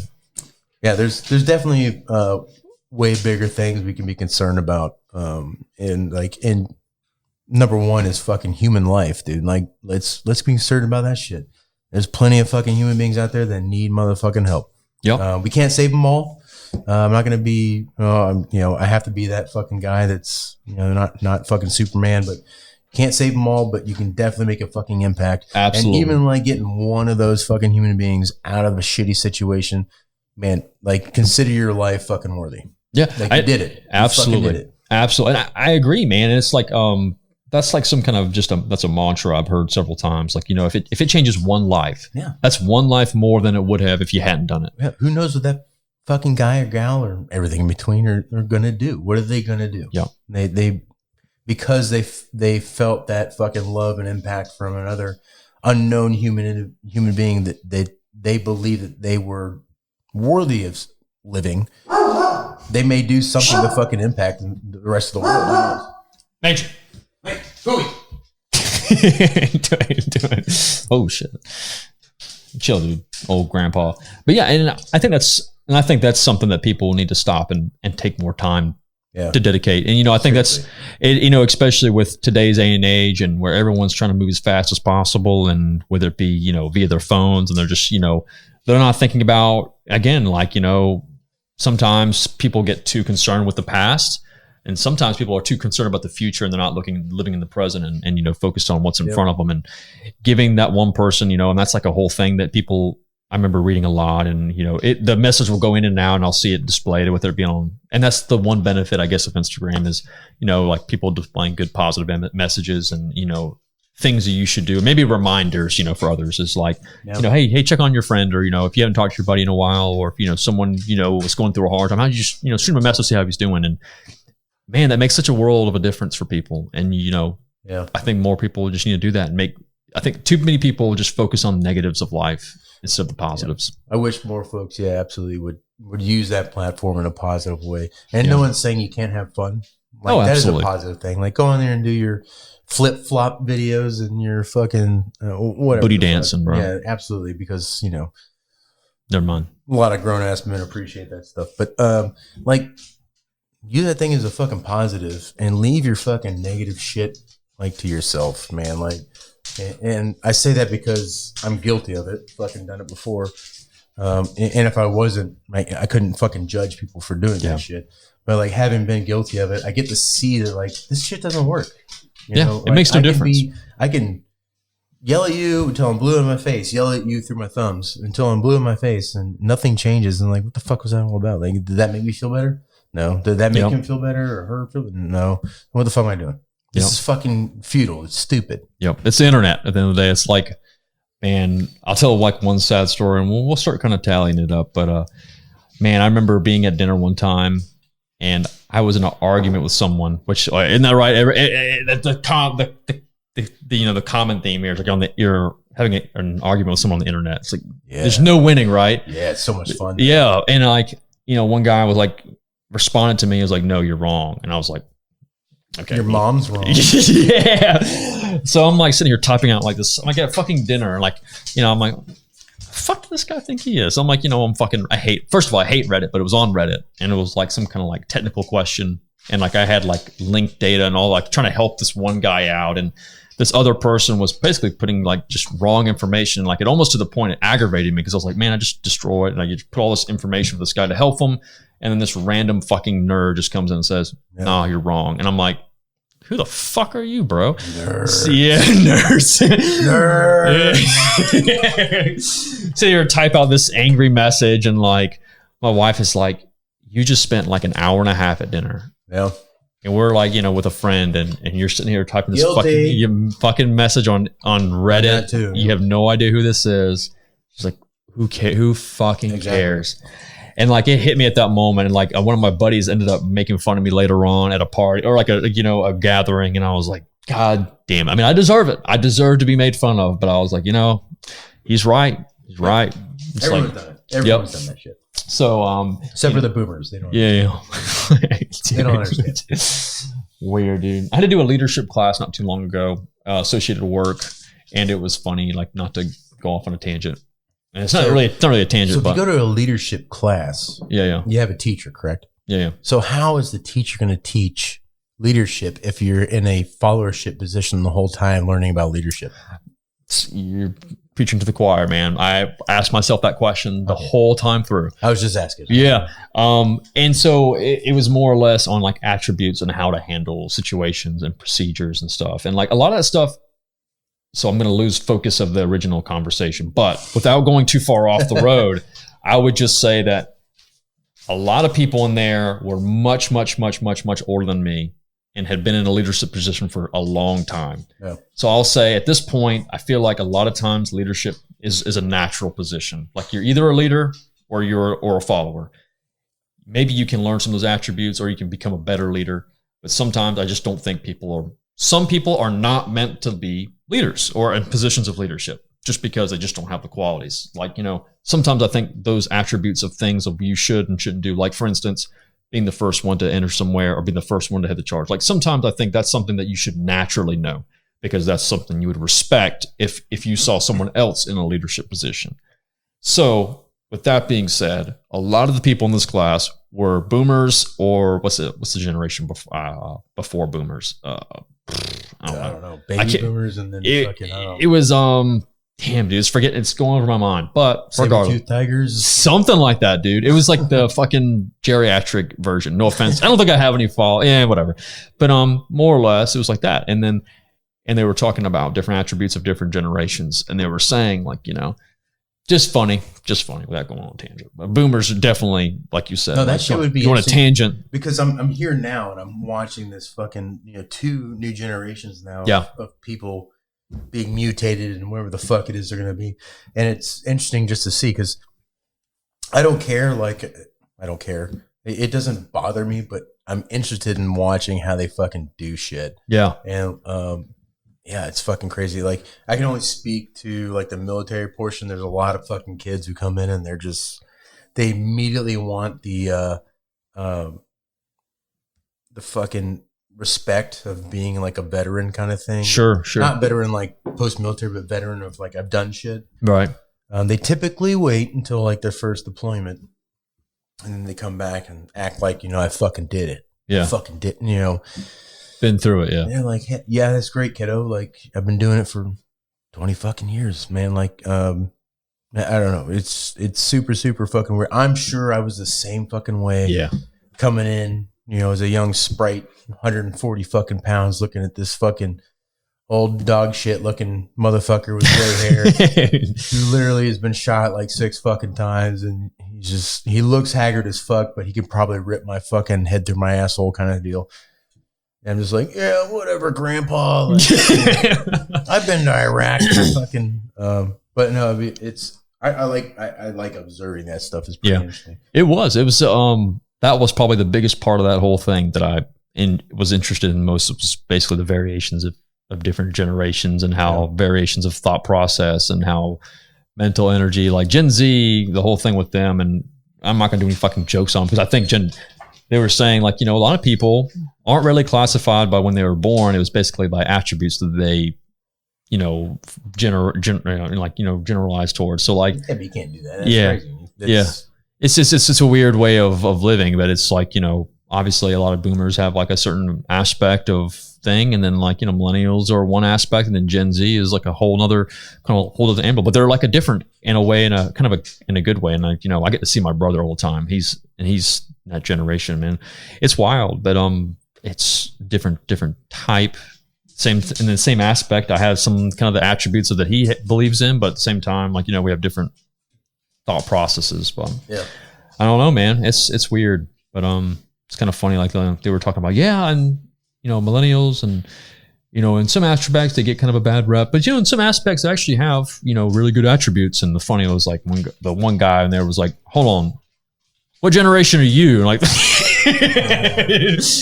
I'm technically a millennial. I was like, "Oh, okay, never mind then." Yeah, that's the conversation. But of course, this whole and you've brought up the leadership portion. How the fuck do you teach a leadership course via a video camera on your computer? You can't. Well, how do you teach anything through video camera? Like unless it's like a scientific type thing or a mathematical type thing. It was very fucking like an actual formula, right? Yeah, it's X or Y or it's black and white or whatever. Yeah. But as far as like, I don't know, that's the thing we talked about teaching in general. Like students need to know, and I say students like they're just fucking subhuman, but people need to know that like you're passionate about what the fuck you're talking about. How do you do that through a fucking computer? How do you do it's unfortunate that you can't put this on video because like how can people tell that like I give a fuck? Yeah. I can sit here and talk myself until I'm blue in the face, but the receiver on the other end is going to interpret it however way they want, unless they can see the whole fucking picture. Audience or throwing whatever. Punches and fucking facial expressions and all this stuff. But you absolutely lose that when you go virtual. Even if there's a camera there, like it's just not the same. Real. It's a pixelated fucking thing of a face. It could be human, I don't know, but you lose all that fucking shit. So man, this is going to be a trying time to come back to, because right now, like, humans are looked at as infectious fucking blobs of fucking bone and skin, and nobody wants to interact with fucking anybody. It's literally turning into Demolition Man. I don't know if any motherfuckers are old enough to know Demolition Man. Go watch the fucking thing. Sylvester Stallone, who's the other motherfucker? Wesley Snipes. Yeah, I was about to say, I knew it was. I can't remember. That's the way it is. Like they don't fucking exchange handshakes. There's no physical contact. There's no kissing. There's no fucking. There's nothing. Sex is it's through virtual reality. Yeah, you guys put on a headset and you fucking go VR. That's where we're going. This is fucking silly. We can't curse. I would have been accredited or fined like 300 credits by now because of all my cursing. No salt allowed. No alcohol. No bread this week. That's where it is hilarious to talk about. Watch the fucking movie and you'll be like, holy shit, we're halfway there. Yep. There's a bunch of stuff like that too. It's like, not to get all tinfoil hat and stuff, but you see it and it's like a lot of, I'm going to say a lot more intelligent authors and stuff who've written books, 1984 and all that stuff. You start seeing this stuff, people listening and waiting for you to say the wrong thing to get you arrested and stuff. And it's like, oh, it's kind of happening already now, kind of stuff like that. Yeah, you say the wrong things online. You don't necessarily get arrested, but you get fucking fined or, deleted. Not allowed to talk anymore. Yeah. That shit's fucking crazy. Yeah. Crazy in a free society that, I understand it because it's a privately owned or whatever. Privately owned organization. You're absolutely allowed to deny fucking services not based on race and blah, blah, blah, blah. Absolutely. So I get that, but holy fuck. Like if you're talking about like, this is YouTube and we allow everyone to come in except for you guys. Right, except for you guys. And like, what? And not the begin. Like now they don't accept you guys. Not back then. Back then they allow all kinds of. They allow ISIS fucking videos come out and shit and Taliban videos. Yeah. But now for some reason, no Trump rallies and shit. Yeah. Like, believe me, I'm not a fan of Trump. I liked his policies. I probably wouldn't be able to hang out with the guy. But irregardlessly, my favorite word on the planet. Man, we should be able to hear all this shit. Yeah, absolutely. Let's hear all this stuff. Yeah, let me, the human being, decide. Yeah. Like, and how is fucking these Mark Zuckerberg motherfuckers? He's probably smarter than me. Let me be honest. But how am I?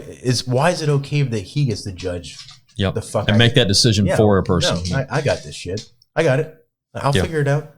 Yeah, I agree, man. And it's like picking pick and choose what you want to be displayed and what you don't want. And then, obviously there's always something, dude. It's just like, again, it's a private company. Yep. They can do whatever they want. And that's kind of like the fighting battle, of course, the dying last word. And I get that. But if you proclaim yourself to be a big multi-use platform for everybody to use, and then everybody should be able to use it. Yeah. And I use those words specifically, like what's right and what's correct. Like what is correct, is that, yeah, absolutely. You're a private company. You should choose who can come and go, and make people wear shirts, or they must wear shoes or whatever. But what is right? That's correct. But what is right? Yeah. What is right is let everyone have a fucking platform, whether you agree with them or not. Let them have a fucking platform, and let the world fucking see it. Because a lot of this, anti-race stuff or anti-religion stuff or whatever is usually within secret. And then once it gets public, they kind of fucking like shy away because they don't want the rest of the world to see him. Yep. Let the fucking world see him. Let the world see him, and let the world fucking smash him. Yep. And I agree, man. And that's 100%. Because I think whether that's the idea or not, but like as soon as you try to just remove that and take that away, you just gave them a platform to say, look what they're doing to me. They're silencing because they know, such and such. And they're going to go in hiding. Yep. Which can be harder to fucking track those motherfuckers. Yep. And whether or not they're doing it or not, but you're absolutely right. I agree, man. It's like, sometimes it's, if you can't decipher that on your own, then damn, dude, you probably need to figure some shit out yourself, So it's like, I don't know. I'm right there with you, man. It's, again, it's this whole new society of living off your phone and being like just basically just attached to your phone at the hip. And I'm 100% guilty of it. I won't even lie. Same here. And, I try to, I try. Sometimes I try. I make mental notes to like, hey, put the phone, like, so today, like, whole today, I want to make sure mental energy was 100% involved in what we were doing and focusing on, shooting and not being attached to my phone. And that, hey, I tried my best to put it away and not even focus on it and just do what we're doing and be involved. But I think a lot of people just need to do that, man. Living new time and age. It's tough. Again, microwave stuff. We need shit now. You're right, man. Amazon to Prime shipping, dude. Oh, dude, I love Amazon. I do too. I know. I got it. I should fucking ride up against Amazon, but it's so hard, dude. I can have it tomorrow. I can literally have a Komodo dragon fucking rock, that they need to lie on and fucking. I don't have a Komodo dragon, but if I needed it. But what if I do get a Komodo dragon? But if I needed a Komodo dragon rock to fucking lay on, I gotta have it tomorrow. Right fucking now. Speaking of Komodo dragons, and I know we're going off, but do you know how big fucking Komodo dragons are? Have you ever seen them before? Yes, dude. And they're like immensely fucking toxic. Yeah. Like, if I ever saw one, it's basically like a zombie apocalypse. I would never want to fucking go. Oh, no. Like, I would never want to go near the fucking thing. Yeah. Like, it's just basically a toxic hump of fucking shit. It's basically the guy from RoboCop. I don't know if anybody is able to fucking remember that shit. But you remember that gangster that got hit by all the sludge? And he came out all fucking crippled. And then RoboCop fucking ran him over. No, it wasn't RoboCop. It was one of his own guys. Ran him over and he just blew up. Like, that's what Komodo dragons are. They're disgusting. Yeah. Don't touch them. Yeah, they're incredible. Like, and the funny thing is they're fucking fast too. Like, they're actually faster. Yeah. Like, they were talking about, like, it was like some Nat Geo, and it was like, in a British accent. It was like, and the Komodo dragon can actually run at 20 kilometers per hour. I'm like, hold on a second. Yeah, I was like, gee, that's fucking 20. Hold on, how fast can humans run again? So looking up, I was like, that motherfucker can run faster than I can. And they can climb trees. Dude. I say things like trousers. Dude. Yeah, 20 kilometers is no fucking shit. I don't know. I was probably kind of bullshitting, so I'm not sure. We'll see. Well, you got to think about, like, this thing that is fucking so low to the ground, and the legs aren't like normal critters that run. Like, they go backwards. This motherfucker has his legs out at the side. And he's just fucking clambering around. Like, it's super crazy. I don't know. I'm not a fucking smart person whatsoever, but I'm just imagining, like, me trying to do this shit with my legs out of the side and just completely fucking failing. Like, okay, so not to do a little humble brag here, but I look up Komodo dragon speed kilometers per hour, 20 kilometers fucking per hour. Yeah. I just guesstimated. I just like guesstimated. I was like, I didn't even say miles per hour because I was like, I'm gonna say kilometers. No big deal. Yeah, I was doing it in a British accent, so I had to use kilometers when I did the speed, obviously. But it says kilometers. It does say yes. It says kilometers. Okay, yeah, there you go. There you go. That's a no shitter. Yeah, no shit. Yeah. Oh Jesus. Yeah, they're fucking psychopaths, man. They're psychopaths. So that's where you need to make sure you have a fucking tree nearby if you want to take a picture of that damn thing. Like, dude, those motherfuckers are dinosaurs, man. Dude, they are. That's like what happens when you've been stuck on one little Galapagos island for years upon years. Like some Godzilla shit. Can you imagine those fucking dudes just like, the whole world collapses and they're just on this island? Like, well, I don't fucking know. The weather's kind of weird these days, Kind of warmer. And then next thing you know, these fucking pink skinned assholes fucking show up and just try to fucking start stabbing your friends and eating them and shit. And you're like, what the fuck is this shit? Dude, I don't know. Alligators, Komodo dragons. Crocs, man. Feel sorry for those guys. Yeah. Living hard. We complain about fucking aliens coming down and fucking, snatching our asses, but these Komodo dragons, man, these fucking pink dudes with fucking loincloths and stuff, with their titties hanging out and just fucking coming in and stabbing me and, eating my ass and like. Ooga booga, dude. Yeah. Yeah. I mean, it was a Dave Chappelle skit too, man. I'm trying to think what he said. I can't remember. It was a funny skit though. But yeah, same thing like with sharks and stuff too. Yeah. Oh yeah. Sharks terrify. I mean, if you think about it, same thing, like same like one life-changing moment was I remember I'd watched like an episode of Shark Week and it was like, oh, the largest great white recorded was 33 feet or something like that. I'm like, oh, that's pretty big. And I remember I was driving on the interstate one time. It was like bridge covering and it was like the height of the bridge to where you can't hit the fucking bridge. Yeah. It was like 17 feet. I was like, damn, that shark's like two size of that. That's fucking enormous. That's fucking huge. He wouldn't have to chew. He would just fucking swallow your ass whole. Cool animals, dude. I would. That's probably one thing I would do. I say that, maybe put in the circumstances, maybe not, but I would love to go shark diving. Oh, fuck that shit. Cage diving or something? Combat diver over here. No. Really? Eat it. Go for it. You can have it. You wouldn't want to do it? You can take my bubbles. I got it. We're good. No, why? Why the fuck? I don't know. Why? I don't know. Just to get to see an animal like that. That's just so unique and like in its own. Go to aquarium. Dude, there's no great whites in an aquarium. There's got to be something. The Japanese don't give a fuck. They eat everything. There's got to be a great white in a fucking cage over there somewhere. I think it's like they were saying, like that's one shark that like just cannot live in the cage. Like they just die. Like even in Jaws, even in Jaws, I think they like tried to like, and we had to shop for some days and died, and then like I don't know. Jaws said it. It's got to be. He died, dude. Yeah, it was in Jaws, but I couldn't. I would imagine that's probably true. Yeah. I think based off my extensive knowledge. Yeah, exactly. Marine biology. Let's say marine biology. Yeah. Oh man, wild, but. Man, it's been a wild podcast. It's been a wild day. We had a good day, dude. Yeah. It's been a wild day. And it's been fun.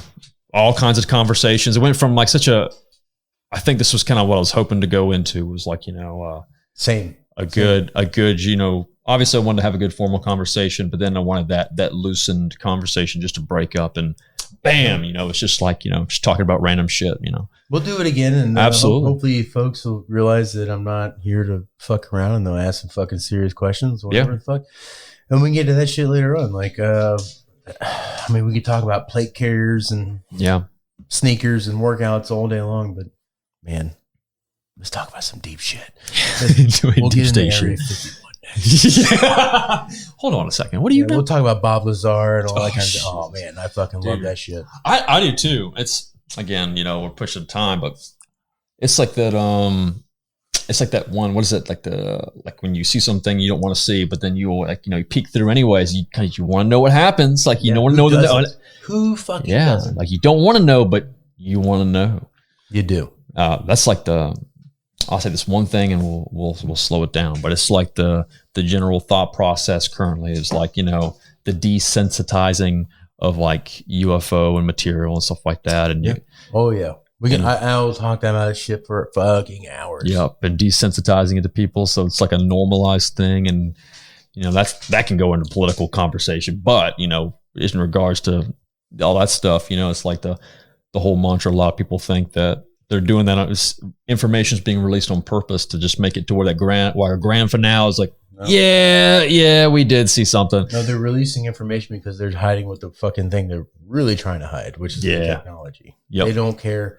The government doesn't care about aliens. They care about the technology. Yep. I said it first. Joe Rogan. There you go. Joe Rogan, go fuck yourself. I said it first. What's the other guy that's always on there who's always fucking crazy? Not Alex Jones. Whatever his name is. He's actually crazy. I know he's he does he's DJJ. always he does that's him. That's him. Something specific. He calls like that's exactly who I'm talking about. Oh my god, dude, is it Tony? No, he's talking about though. Yeah, he looks like a Filipino dude. Yeah. He's out there too. Like sometimes, like stuff he says is just. I know someone's out there just screaming his name. I apologize. I'm an idiot, dude. I'm the same way. I cannot. I know I can see his face, dude. I see his face like sitting there talking back and forth, and that dude is crazy. But God bless him. He knows some fucking. Hey, he's passionate though. Yeah. He believes he's passionate about what he believes in. But yeah, it's wild, dude. Wild. But yeah, that's the same thing. I've always said the same thing was like, distraction from one thing, and I'll leave it one thing, and it's fine. I promise is the last thing. But think about the evolution of like aircraft. That's the one. That's the perfect example I always like to say. You don't have to do aircraft, but yes, go ahead with your whole thing. But like, when was the first aircraft? Kitty Hawk, was Wright's brother. 1917, something like that. Yep. Yeah. All right. So look at that. It was like a fucking paper mache plane. Yep. Now look at an FA-22 Raptor, or YF-35, or the first stealth bomber. Yeah, or the SR-71. Yeah, and look at the time frame. That's less than 100 years. Yeah, 100 years. Well, you need to look at the whole fucking thing, like thousands of years of technology of what humans have gone through. Advancement, what we've done as far as what we know, like maybe there's more to it, and then all of a sudden within these 100 years, we're able to fly, we're able to throw fucking pictures in the air and fucking put them on other people's specific little device, other phone whatever thing, and like encrypt it so that no one else can get it through the air. What? Who the fuck? Show me a monkey that can fucking do that. Who the fuck? It's incredible. It's unfucking believable. It's unbelievable. And like, I can't remember what comedian did it, but it was hilarious. He was like, I was on an airplane and this fucking kid was next to me, must have been like 20 years old. And he was like on his phone and he was trying to send a message and he hit send and it was taking too long. He was like, fucking send. And he was like pounding it. And it's like, all I wanted to say was like, relax. The motherfucking thing is going to space. It's going to space and coming back fucking down. Hey, Jace. Oh, Jace.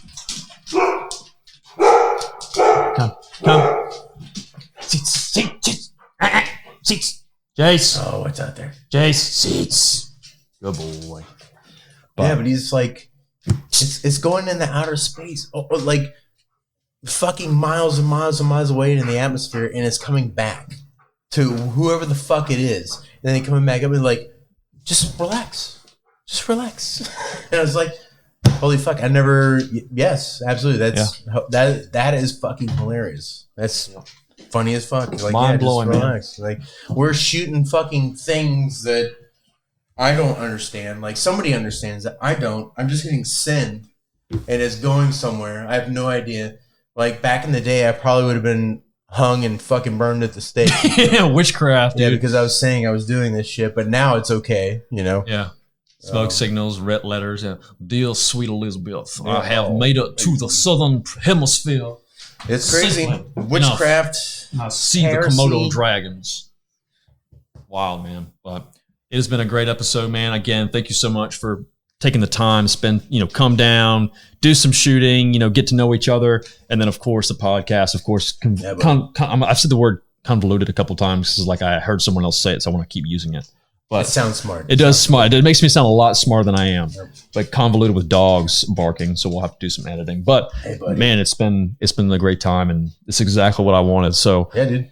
It's been a blast, man. Thank you again. And again, your handle on Instagram, I'll have to bring it up. I know I have it off the top of my head. I'm gonna make sure I say it. Coup tactical, but underscore in between each word. Yep, and that's COUNTING underscore Coup COUP underscore tactical TACTICAL. And of course I'll have it tagged because like me, you probably heard that and that didn't process one fucking bit. So I'll have it tagged so you can find them, check them out. Awesome content. Very, very, I'm gonna say the word. I say it again. Savvy guy. Very savvy guy. Very savvy guy. And chock full of information. And of course the best part is willing to give you a hand and help you out with it. So again, thank you again, man, for coming on, and been a blast, and we'll do it again. Awesome, man.